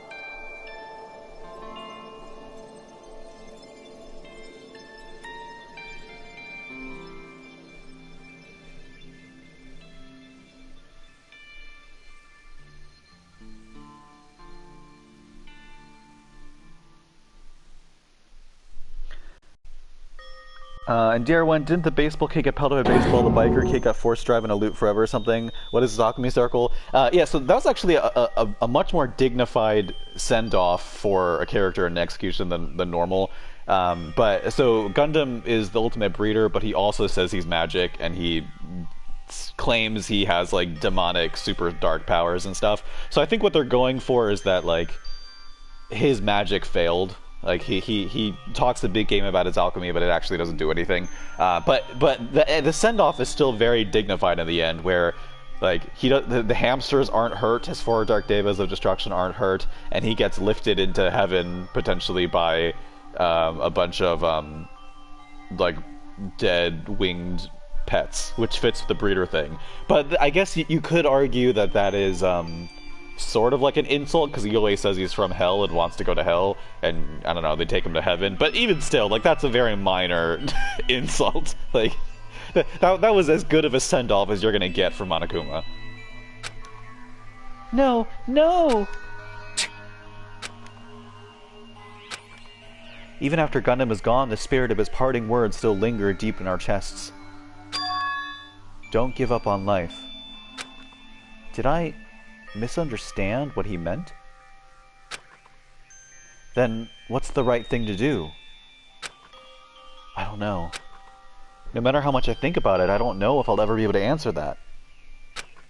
Damn it. Probably spoilers. What's the deal with Pink Monokuma? No, I can say what you should know up to this point. So Pink Monokuma is the headmaster of the school trip. Her name, when you met her, was Usami, but then Monokuma appears like 2 hours into the game. Oh god. And she doesn't originally look like that. He makes her look like him, and then changes her name to something else that I forgot. Yep, I forgot what he changes her name into. But it's sort of implied that like she may be against Monokuma, and she does help the kids, but also you don't really know whether to trust that, because it's also implied that she's part of the Future Foundation, which seems to be an organization that has erased their school memories and put them on this island. And also just like, would you trust her if you see Monokuma? I'm so pissed off, I need to throw something. Damn it! You all spent so much time worrying about each other, and thanks to that, things ended up like this. You're all full of shit, every last one of you. But the biggest piece of shit is me. The worst. Why am I so weak? Oh. It's such a downer, clearly. But still, even though we feel this way, we still gotta do our very best. You are right. This time around, we must move forward. We must continue to live and believe in our friends. If not... You are right. Gundam will most likely crawl his way out of hell, and I presume he will be very cross with us. You're right. You're right. We shouldn't just stand here. I mean, it's not like this is over. We still have to do it. We still have to finish this. For the sake of our friends who have died, we need to finish this once and for all. So, don't just stand there. Stand up and walk. Move forward. Live. If you don't, everyone who fought and died will have died in vain. We can't allow that. Hey! So how long are you guys gonna stand around chattering? The class trial is over, so it's okay for you to hurry back over to Jabberwock Island. However, the killing school trip will proceed as usual, so make sure you know that. Wait! Hold on, whoa. How much longer are you gonna keep doing this, whoa? Seriously, how long is it gonna keep doing this? How long is this going to continue? Now then. Alright, after feeling down for so long, I finally feel refreshed. Let's hurry back and eat some food. Hey! Hold on a sec, the mood shift is too damn fast. It's not like that. Well, you know, it's like Gundam and Nekomaru said. That's what it means to live, right? She's certainly something else. But seriously, I'm starving. Hey. Then let's go back for now and eat. And then after we're full, let's sleep as much as we want. Right? And then, let's do our best again. Yeah, you're right. With this, the class trial has come to an end, and once again, we return to Jabberwock Island. The size of our group has definitely diminished, but despite that, even if it was just the rest of us, we did our best to stay upbeat and have fun together. Of course, our optimism was only superficial, but at that moment we were able to forget about the dark despair looming before us. However, the only thing I was worried about was him. He wasn't there. He suddenly disappeared from our sight.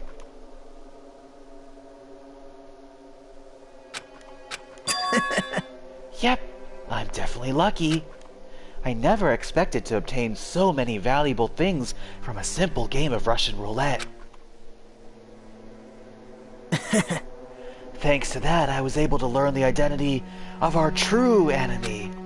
And before everyone else, too. But it's just too funny. I mean, no one could tell that I was lying. There's no way the file had just Hajime's information. Well, I guess they were too busy dealing with other matters. Or maybe they've reached their limit. Regardless, I was saved. Things would get complicated if they found out. Anyway, I can't forgive this. damn it. This should never be forgiven. There's no way I can let this run loose. I'll be the one who stops this once and for all. Even if it costs me my life. It's obvious. For the sake of hope, I cannot ignore this. Monokuma appears! Alright, Monokuma has arrived. Who summoned me? Now then. Thanks for coming. What's this? Why, it's the lonely little Nagito. Are you all alone tonight, too? What's the matter? So what's up? Your face looks scary. I see. So you can tell. Ah, perhaps you found out who the traitor is. You know me well. Well, It's what I would like to say, but unfortunately I haven't learned that yet. I see. So even you don't know, huh? Looks like the final showdown's gonna take a little more time. Hello. So why'd you summon me anyway? Were you finally gonna confess your love? Hey, I summon you because there's something I really need to ask you. It's about the special prize from the final dead room. Oh yeah, what about it? There is information about 16 people in the file I received. But isn't that weird? Say what? What's weird? you don't even know? Well, there's a traitor from the Future Foundation hiding among us, right? Including that person, the total number of students would be 16, right? Isn't that right? But this file contains documents that were created at Hope's Peak Academy, right? Of course. That's right. I just reused the stuff that the former headmaster spent a lot of time making. But If this file even contains information about the traitor, was that a person also a former student of Hope's Peak Academy? Who knows? I wonder. hey, Could it be? Is this your doing? Did you slip false information into the file? Were you trying to keep us from learning the traitor's identity by obtaining this information? What's wrong with that? If it's my job to heat things up, it's okay if I do something small like that, right? well, That's not my point. right? My point is, you already know who the traitor is. What's wrong with that? You're getting all riled up. Well, you're splendidly correct when I say I knew who the traitor was all along. But even though I know who it is, why do you think I ignored it on purpose? It's just like Monami after losing her magic stick. The traitor's existence means absolutely nothing to me. Their existence means nothing, huh? No. Well, that's just how I feel. I'm sure you guys feel somewhat differently. Shing! After all, that person is the evil Future Foundation lackey who's putting you guys through this awful stuff. That's not entirely true. I didn't really come here to fight or anything like that. Instead, I came to offer my cooperation, you know? Huh? Cooperation? Hey, Your purpose is to fill everyone on this island with despair, right? That's why you're intentionally letting the traitor do as they please, right? Yep. Yep. If that's the case, I might be able to cooperate somewhat too. right? However, in exchange, I want to know who the traitor is. I see. Interesting. Very interesting. No. Obviously, that's a big no-no. Unbelievable. I mean, I want to make everyone in your group feel despair. That includes you, too. Well, I knew you would say that. Besides, I just wouldn't be able to handle the sadness when you inevitably betray me later on. Just as I thought, you saw right through me. You're right. No matter what situation I find myself in, my core way of thinking will never change. In order to create absolute hope that shines brightly, stepladders such as myself and despair exist. You're right. You're a true believer of hope after all. I must say, that belief reminds me of that person for some reason. Huh? Reminds you?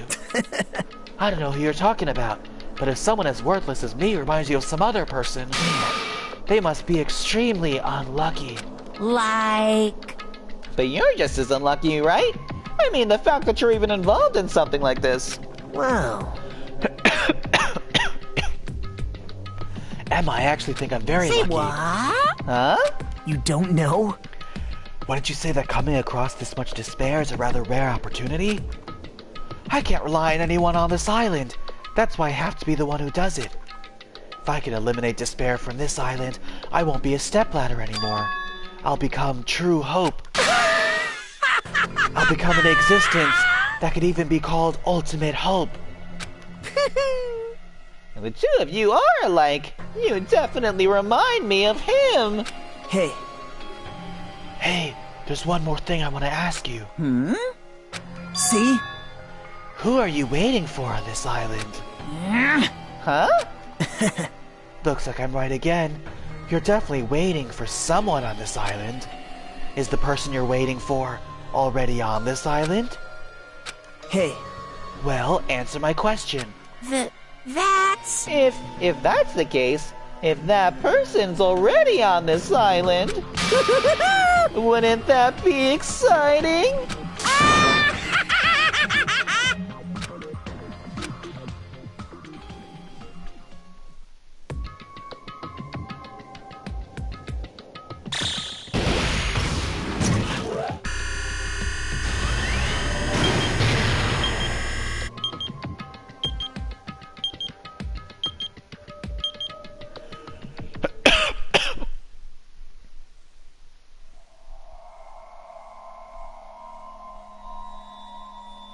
Oh, that's kind of a clever title now. The Ultimate Robot's Dream of Clockwork.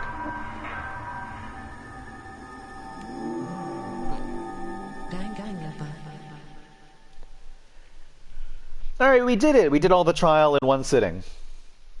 I will probably play tomorrow, depending on how my schedule goes. Yeah. We'll do part of Chapter 5 tomorrow, hopefully. Otherwise, thanks for watching.